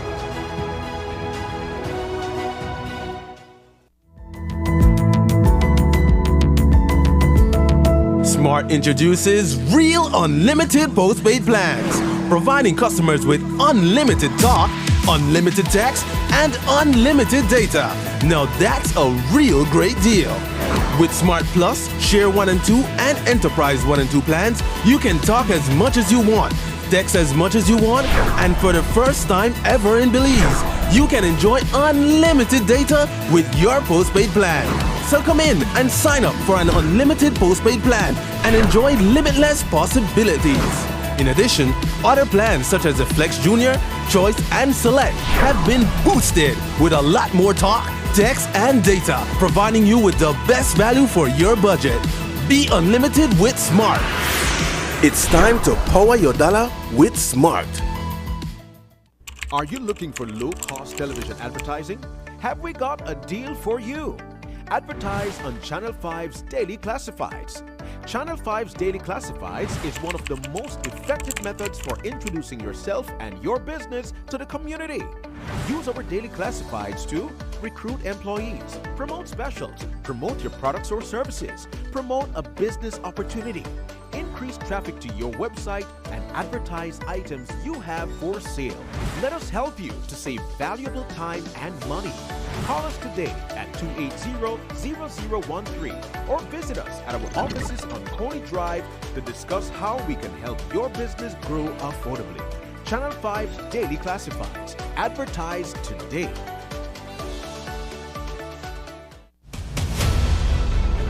Dwayne Moody, Isani Cayetano, Marion Alley, Paul Lopez.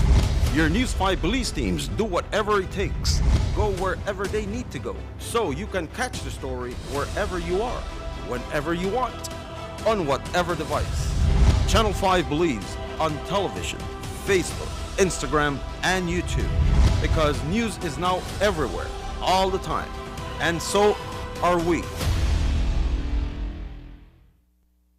Whether you're at home, on the road, at work, or at school, if you see news happening or suspect that something might be up, call or text the Channel 5 News Belize tip line at 672-5555. You don't have to give us your name, just give us the tip. That's 672-5555. Call or text us so we can check it out. And we'll be back in a few, so stay tuned. Thanks, Jen. Hey there, we know you have to head out to work shortly, but don't forget that you can stay tuned by watching us on our Facebook live stream. Find us at Open Your Eyes BC, and you can continue watching there. You can also download Facebook Watch on your streaming device, and you can watch at your own convenience. And for all the behind-the-scenes fun, follow us on Instagram at OYE Belize. So, find us and follow us today.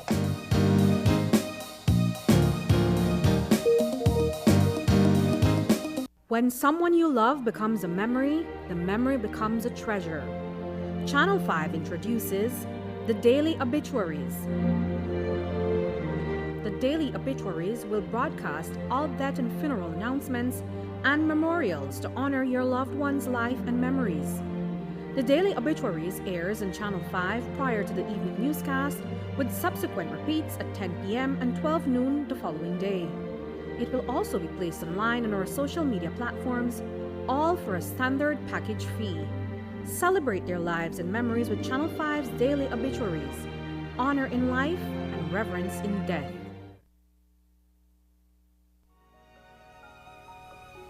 What did you mean earlier about climate change, Mom?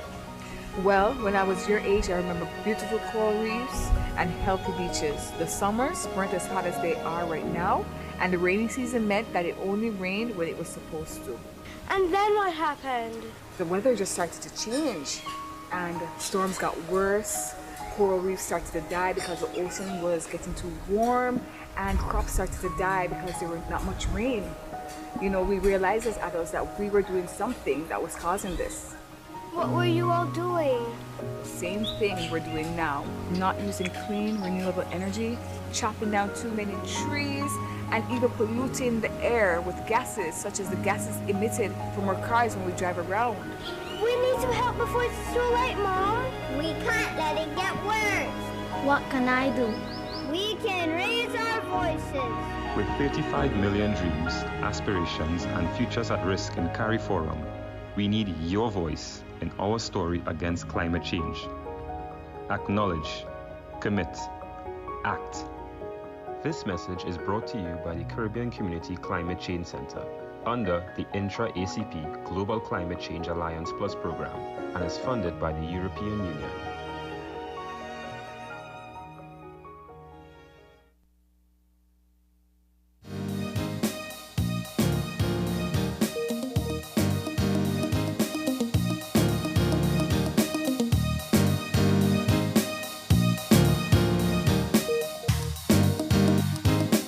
All right, welcome back. We are here with our second conversation and final conversation for this morning, and it's all about Social Security Board's 42nd anniversary. We're going to learn all about what's happening pertaining to the anniversary, as well as what's happening within the Social Security Board. And we have none other than Vanessa Veos, who is the Communications and PR Manager at SSB. Joining us, we have also Maweva Fuller, who is the Team Leader of Customer Experience, as well as Arlene Neal, who is the General Manager of Service Management at SSB. And we also have someone joining us via Zoom, none other than Dr. Natalia Rodriguez, the NHI representative. A whole host of guests, Isani. Good morning, of women as well. Yes. Good morning to you all. Women power.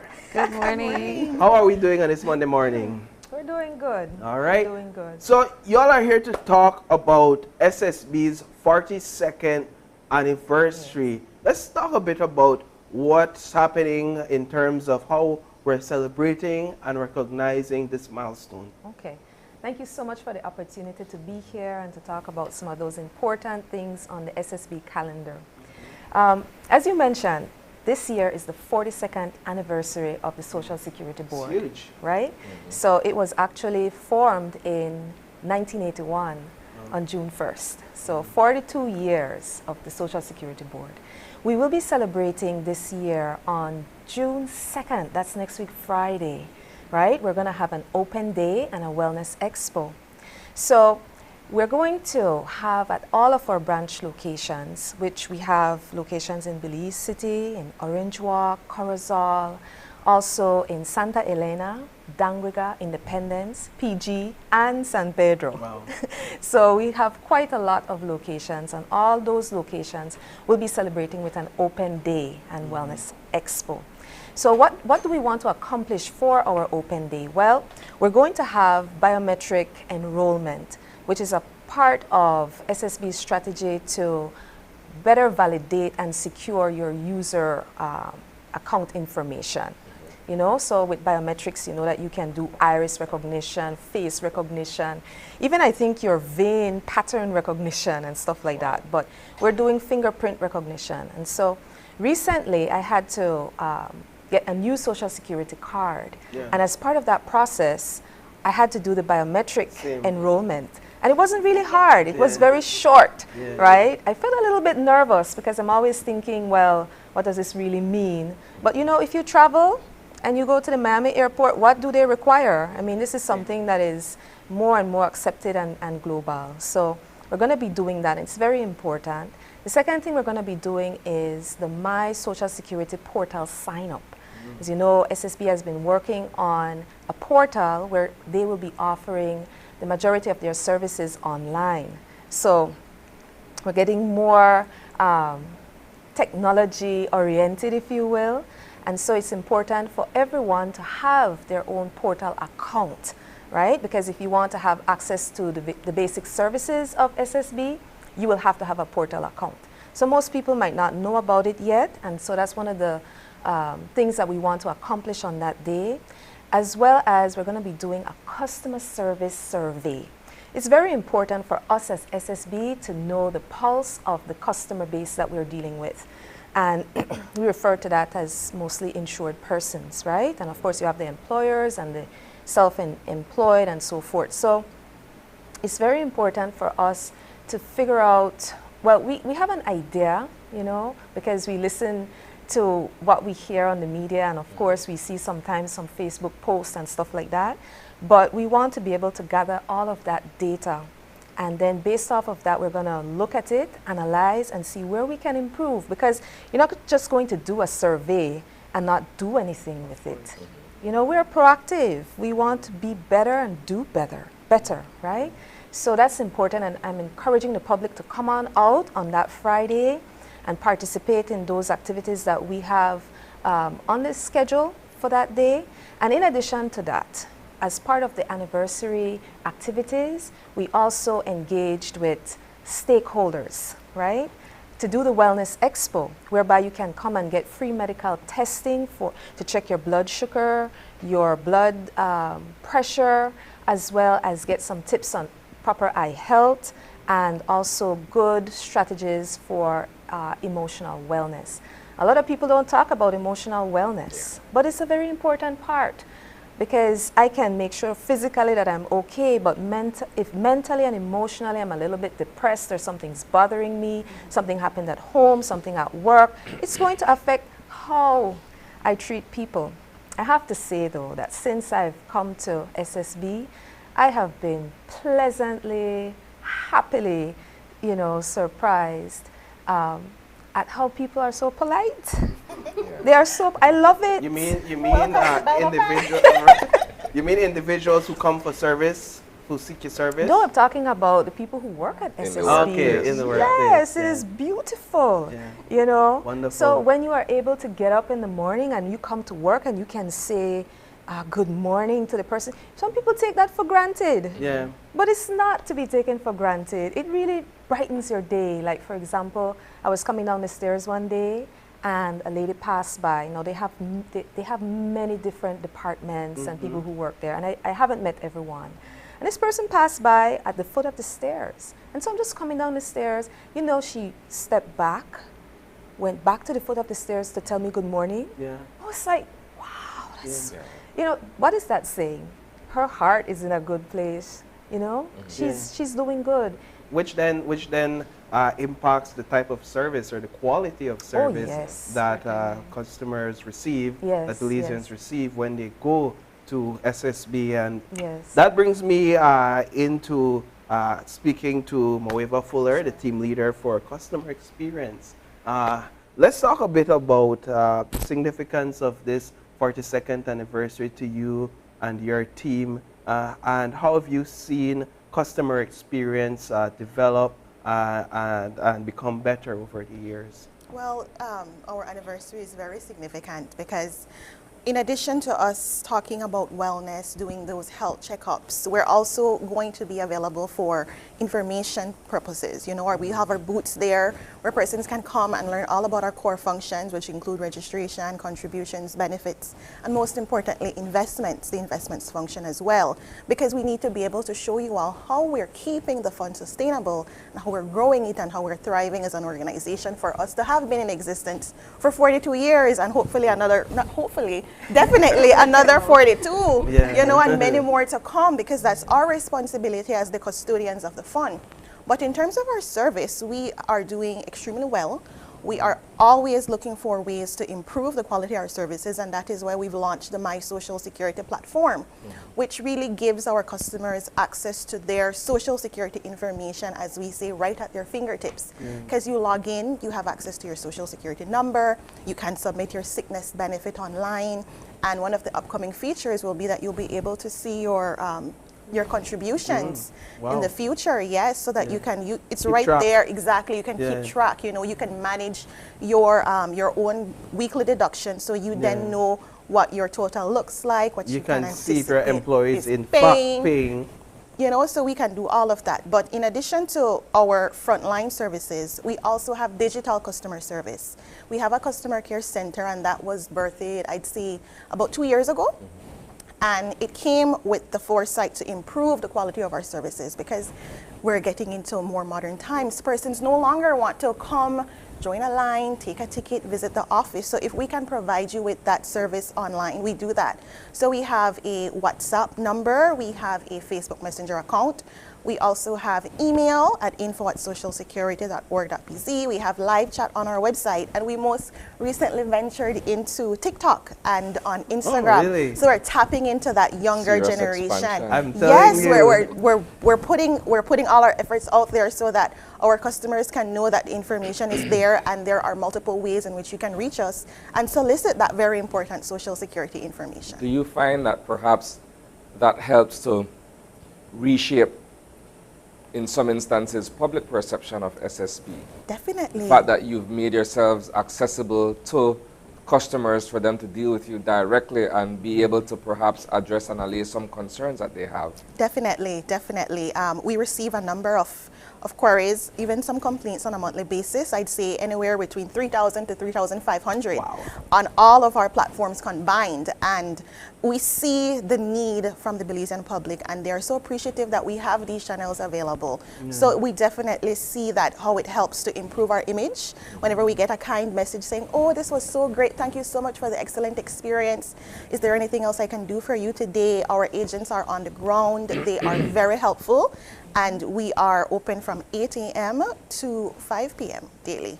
Now, I want to go to Ms. Neela. I know you're a long-standing member of Social Security. As the General Manager of Service Management at SSB, how important is it for Belizeans, for you to have Belizeans understand that this is a service for the people, to the people, as you guys continue to carry out your work? So talk a bit about Belizeans understanding that fact.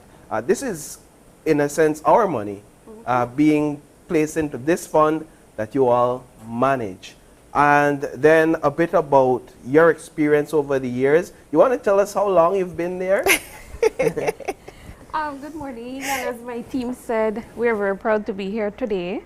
Why are you putting me on the spot, Paul? Of the 42 years I've been there, 36 years. Wow. So for me, this transition, beside that it's a global need that we move our services online and remain relevant, of the 36 years that I've been there, I am so proud to be a part of this organization and a part of this transition and project to be able to see the substantial shift in terms of our customer base, our transactions. And it is important because, as my colleague said, we must keep Social Security funds managed properly. We must ensure that Social Security remains perpetual, and we must ensure that we're making the right decisions along the way. And so in terms of shifting our services online, it is important for the population of Belize to understand that in providing you better service, we need your assistance as well in terms of uptaking the online services that we're offering. We see people with tablets, with phones. We see people do so many things. You try to purchase something and they will tell you, you could send the monies online to my account. And so it means that we are already there more than we realize. Likewise, we need to make accurate, prompt decisions in terms of our data quality, our data management. It's hard if you have, when I started to work 1986, if you had 500 claims and you needed a report or a data sheet, I could have quickly, done that on a paper, on Excel. Now I have 5,000 claims per month. Wow. It's very difficult for me to do that still in a manual way. Yeah. So we need the data to ensure that we are making the right decisions when we look at how we need to shift our services.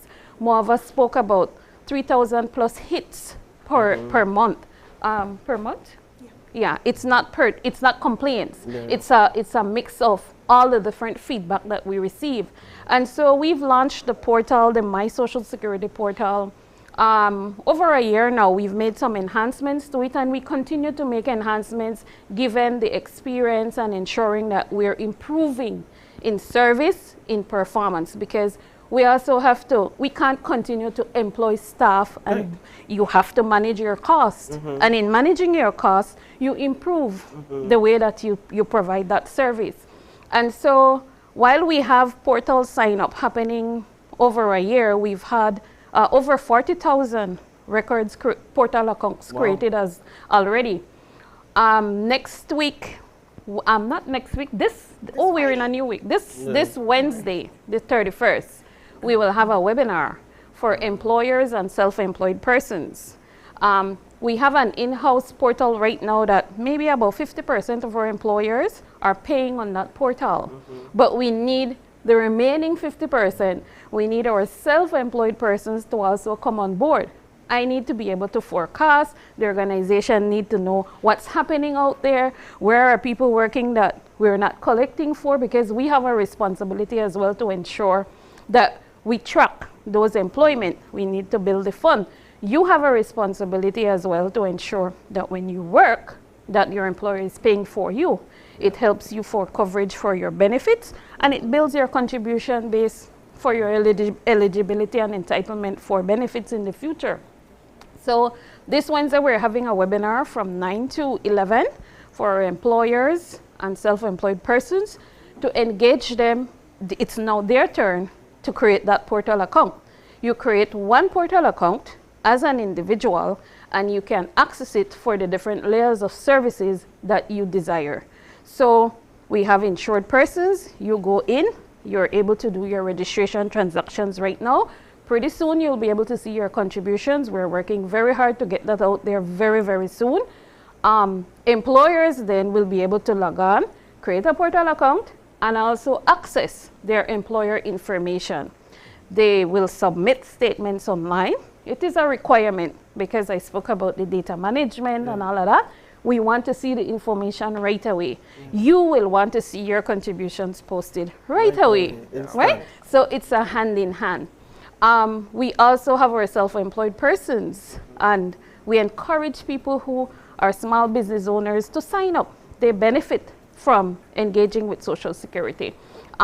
We've not been able to accommodate them before. We're now able to accommodate them, right? So that's a big thing for us. Now, it's not only a shift for the public, but it's a shift internally. Yes. And you've been there for over 3 decades. What has it been like, the internal shift, moving to a more technological approach and building that internal capacity for your staff? That's a very good question, and we thank our staff, those that have been there before me, those that came with me, and those that we continue to have join the organization, like Vanessa is a new member.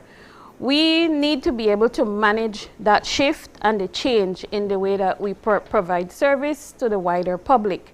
One of the things is that when you look at Right now we have branches across the organization. Across the country. We won't close our offices, but the way we serve you will be different. When you submit a claim online, it's no longer that particular branch will process it. It will come from one pool.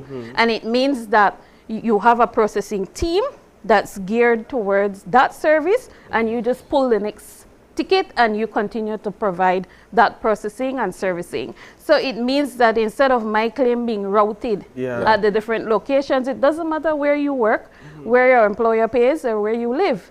I submit on a portal, the service level should improve. And with the portal as well, by you signing up, you'll be able to track all those steps of your claim, because you'll be getting those notifications when the payment has been deposited, if it's been reviewed, that will be right there displayed on your My Social Security account. Now I want to bring Dr. Rodriguez into the conversation. Dr. Rodriguez, good morning once again. I see you waiting for your turn to jump in. Let's just talk a bit about NHI's participation in the celebrations for the 42nd anniversary, and talk to us a bit about what NHI does for those who may not be familiar. Well, to start with, good morning everyone, to my colleagues there and also to your team. I would want to start saying that NHI is a unit of the Social Security Board for the past 22 years. And what is most important is that we are funded by the government of Belize, not the Social Security Board. However, we're administrated by the Social Security Board.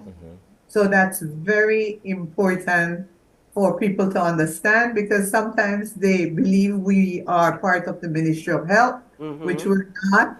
And they do believe that we provide services. We're not. We are a purchaser of healthcare services. So this Wellness Fair, June 2nd, this Friday, gives us the opportunity to, as NHI SSB, to partnership with our NHI contracted providers in the areas that we cover NHI services, which is Belize City South Side, the Mercy Clinic, Corozal, the entire district of Corozal, and the entire Southern Region District. So in these areas where there is the SSB Belize City branch, Corozal branch, Dangriga, Independence, and PG, our NHI contracted providers will be collaborating with us on that day to promote health, wellness, healthy lifestyle changes, prevention. We don't speak enough about prevention. And this is where they'll be doing blood checks for your sugar and also blood pressure checks to detect if you're hypertensive, pre-hypertensive. Sometimes it's this one little check that we say, oh, this person is pre-diabetic. We need to monitor them well so that they don't go into diabetes. Or pre-hypertensive, where they don't continue into hypertension. And as you know, both diabetes and hypertension are considered non-communicable diseases. They're chronic conditions that can cause a significant damage to our organs, our kidneys, our heart, our brain, and cause us to end up being debilitated by these diseases. You know, kidney failure, you hear everybody talking about kidney failure, needing dialysis. So if we start with prevention, we do not end up in with these conditions. And therefore, it is why it is important, especially with these wellness checks, that people come in and just check, because just a simple blood test and a simple pressure test will tell you where you are. The other thing is healthy lifestyle. Are we drinking enough water? Are we walking enough? Are we doing all the right things that basically we've heard it over and over, but we're not doing it? So this gives us an opportunity as an NHI SSB to partnership with our NHI contracted clinics where they will have a core team out there that will be able to answer all your questions, give you guidance, make referrals as well. I must say right now, especially in Belize City, we've increased the capacity for registration. So Belize City clinics do have open spaces for new members. So this is also an opportunity for people to, once they check and they get referred, they come in and they do a annual checkup to see exactly where they are. I believe Ms. Vea spoke a little about mental health. What we do at NHI, we do have a contracted psychologist. So once we determine that the person is in need of a consultation, then that person can be referred to the psychologist or that sort of initiated mental health care. From there, it can be determined if the person will need a referral to the psychiatrist, and that person will need to go on medications to help their condition. So we do have a very comprehensive package at NHI with our focus on prevention and non-communicable diseases and the management of those. The other area that I need to mention today is that come this, hopefully July, August, we roll out to or expand our services of contracting to the Orange Walk district. Right. Yes. So that is a major achievement for us as NHI to get at least Orange Walk district on board. This will mean that maybe by the end of this year, our coverage will be almost to more than the only pending district will be the Cayo district and Northside Belize City. Because at present, we're basically covering 1/3 the population of the country. So this will be a major achievement once we accomplish it this year.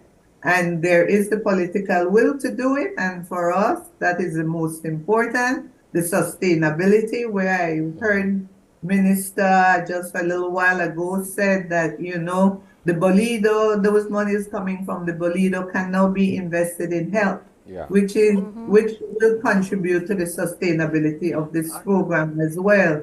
So SSB has been around for 42 years.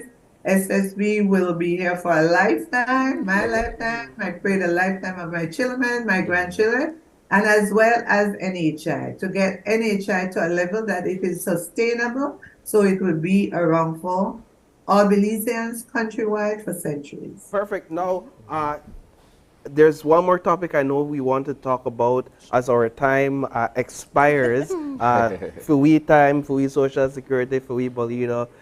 It's all coming to an end. But the scholarship opportunities at SSB is an annual thing. And we're here again, coming to the end of another school year. And a few more months will pass, and then we'll start a new school year. Let's talk a bit about scholarships. When does that opportunity open for individuals to sign up and apply for? What are the criteria? And the criteria as well. All right, so our scholarship program is currently open. We launched in the latter part of April. Okay. It will remain open until June 23rd. That's Friday, June 23rd. So there's still 4.5 more weeks to go to put in an application. Now, in terms of the scholarships that we're providing, we have a total of 57. So we have 28 for high school, we have 15 for those wanting to pursue an associate degree, and we have another 14 for those interested in vocational technical studies, because we cannot forget the vocational technical component as well. In terms of eligibility and to qualify, we ask that you be a born Belizean, that you have a valid social security card, that you demonstrate your financial need, and that is done by displaying to us either yourself or your family's income of $25,000 or less annually, that is. And we also ask that you are a first-year student. That means you must be immediately transitioning. So if you're graduating this month or next month in June, and you're moving over to college, then you qualify. But if you've already done first year in sixth form, then you wouldn't necessarily qualify for the scholarship. But it's because we want to make an investment in the student for the duration of their program. Because by us making those prudent investments in our students, they also are going to be the future, and they will be the ones who will be paying their Social Security contributions when they become either employed as self-employed persons or for employers, and they help to grow the fund. So we have to give back to the community in meaningful and impactful ways. And one of the ways that we do that is through our scholarship program. Now, to apply, there is no paper-based applications. There's no paper. It's all online, you know, because we have to reduce our carbon footprint. We look at all of that as well. So they would go online on our website at socialsecurity.org.bc, and there is a scholarship tab right there. As you get on the page, you click on it and you can create your portal account as well. You'll find all information about the scholarship.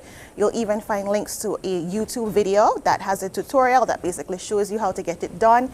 Easy as 1, 2, 3. When I was in Santa Elena, I'd say about 2 weeks ago, there was a 12-year-old student who popped by, and I was just there doing some customer service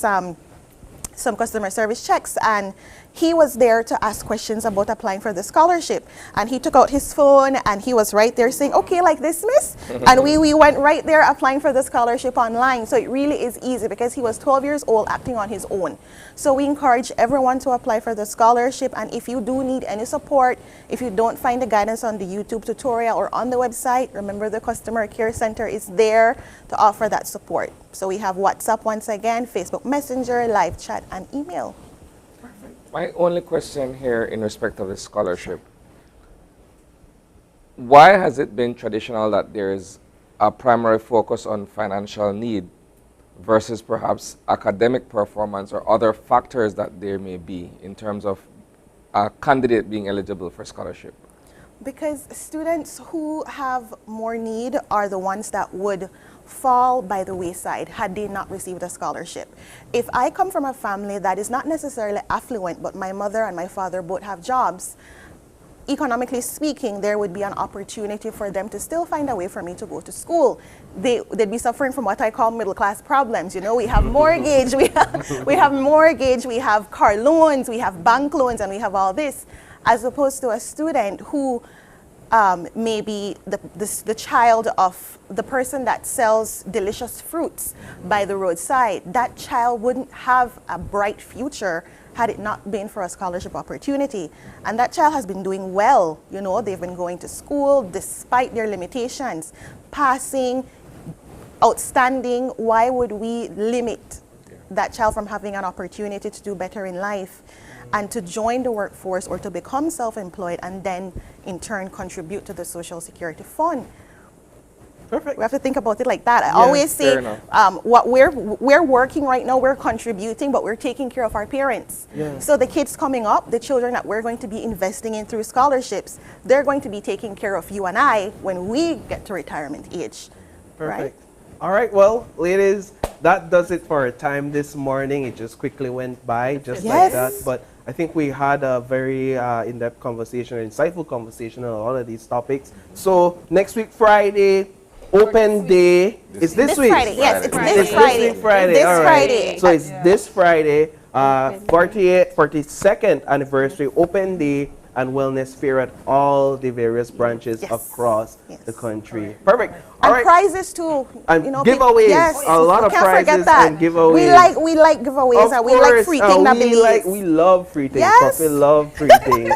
So with that, we're going to take a final break, and when we come back, we'll be wrapping up this morning's show.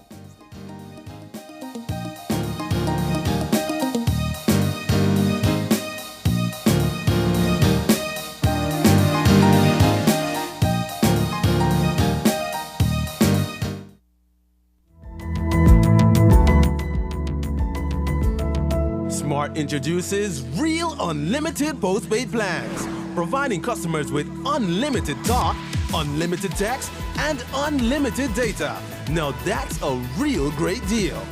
With Smart Plus, Share 1 and 2, and Enterprise 1 and 2 plans, you can talk as much as you want, text as much as you want, and for the first time ever in Belize, you can enjoy unlimited data with your postpaid plan. So come in and sign up for an unlimited postpaid plan and enjoy limitless possibilities. In addition, other plans such as the Flex Junior, Choice, and Select have been boosted with a lot more talk, text, and data, providing you with the best value for your budget. Be unlimited with Smart. It's time to power your dollar with Smart. Have you heard about the once daily pill that can help prevent HIV? Pre-exposure prophylaxis, also known as PrEP, is a once daily prescription medication that helps you lower your chances of contracting HIV. PrEP may not be for everyone, so speak to your healthcare provider to find out if PrEP is right for you. PrEP does not prevent pregnancy or other sexually transmitted infections, so it's important to use a condom every time you have sex and to get tested regularly. PrEP. It's something positive to help keep you HIV negative. You must be HIV negative to qualify for PrEP, so you need to get tested for HIV immediately before and every 3 months while taking the pill. So what are you waiting for? Talk to your doctor about your risk of HIV and find out if PrEP is right for you. Make staying safe a habit. Step up, PrEP up. To partake in the ongoing PrEP pilot project, which ends in December, visit Matron Roberts Polyclinic or the Belize Family Life Association in Belize City. Your life just got a lot less complicated with Belize Bank Contactless MasterCard Debit Card. Introducing our Standard Debit and MasterCard Platinum Debit Cards. Now you can make purchases anywhere MasterCard is accepted with one tap, pay and go. Your contactless card never has to leave your hands, especially in these times. And your card is embedded with multiple layers of security. Platinum card holders get to enjoy extra benefits like price protection, purchase protection, trip inconvenience, and luggage protection, just to name a few. Start enjoying a cashless lifestyle today with the Belize Bank. Here's your chance. The stage is waiting. We're looking for talented Belizean singers for another season of KTV The Remix. KTV auditions will take place on Saturday, June 3rd and Sunday, June 11th, starting at 9:30 a.m. to 3:30 p.m. at Channel 5 on Coney Drive in Belize City. We're also now accepting online submissions. 2-minute videos can be emailed to producer at channel5belize.com or DM KTV Remix on Facebook. Deadline, Sunday, June 11th at 5 p.m. Come be a part of the biggest singing competition of the year. KTV The Remix, only on Channel 5.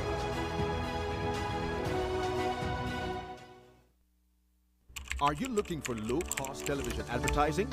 Have we got a deal for you? Advertise on Channel 5's Daily Classifieds.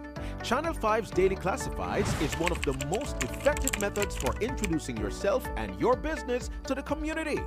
Use our Daily Classifieds to recruit employees, promote specials, promote your products or services, promote a business opportunity, increase traffic to your website, and advertise items you have for sale. Let us help you to save valuable time and money. Call us today at 280-0013 or visit us at our offices on Coney Drive to discuss how we can help your business grow affordably. Channel 5 Daily Classifieds. Advertise today.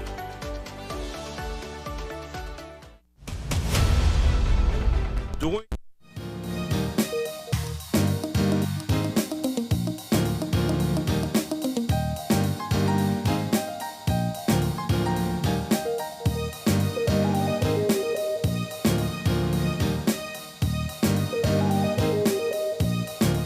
And just like that, we've come to the end of our show for this morning. We want to thank Minister Henry Charles Usher for joining us for our first unextended conversation. I would also like to thank representatives from Social Security Board as well as NHI for joining us to talk about the board's 42nd anniversary. But Isani, we have a birthday shout out this morning.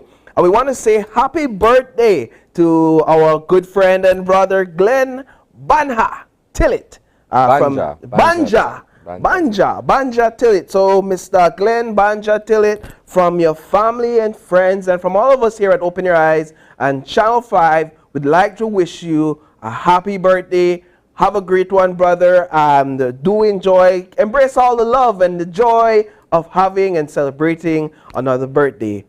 Happy birthday. But Of course, if you have a birthday shout out, if you have any questions, concerns, any queries, feel free to drop us a line at our email, and our email address is right here. It's oie@channel5belize.com. And of course, every day you could catch us live on our Facebook, and that's at Open Your Eyes BC. And for all our highlights, so we do every day, we give you highlights. You could check us out on Instagram at OIE Belize. But Isani, that's our show. Be sure to join us tomorrow when you open your eyes to start your morning right. Until then, keep your eyes, your mind, and your hearts open. Goodbye. Peace.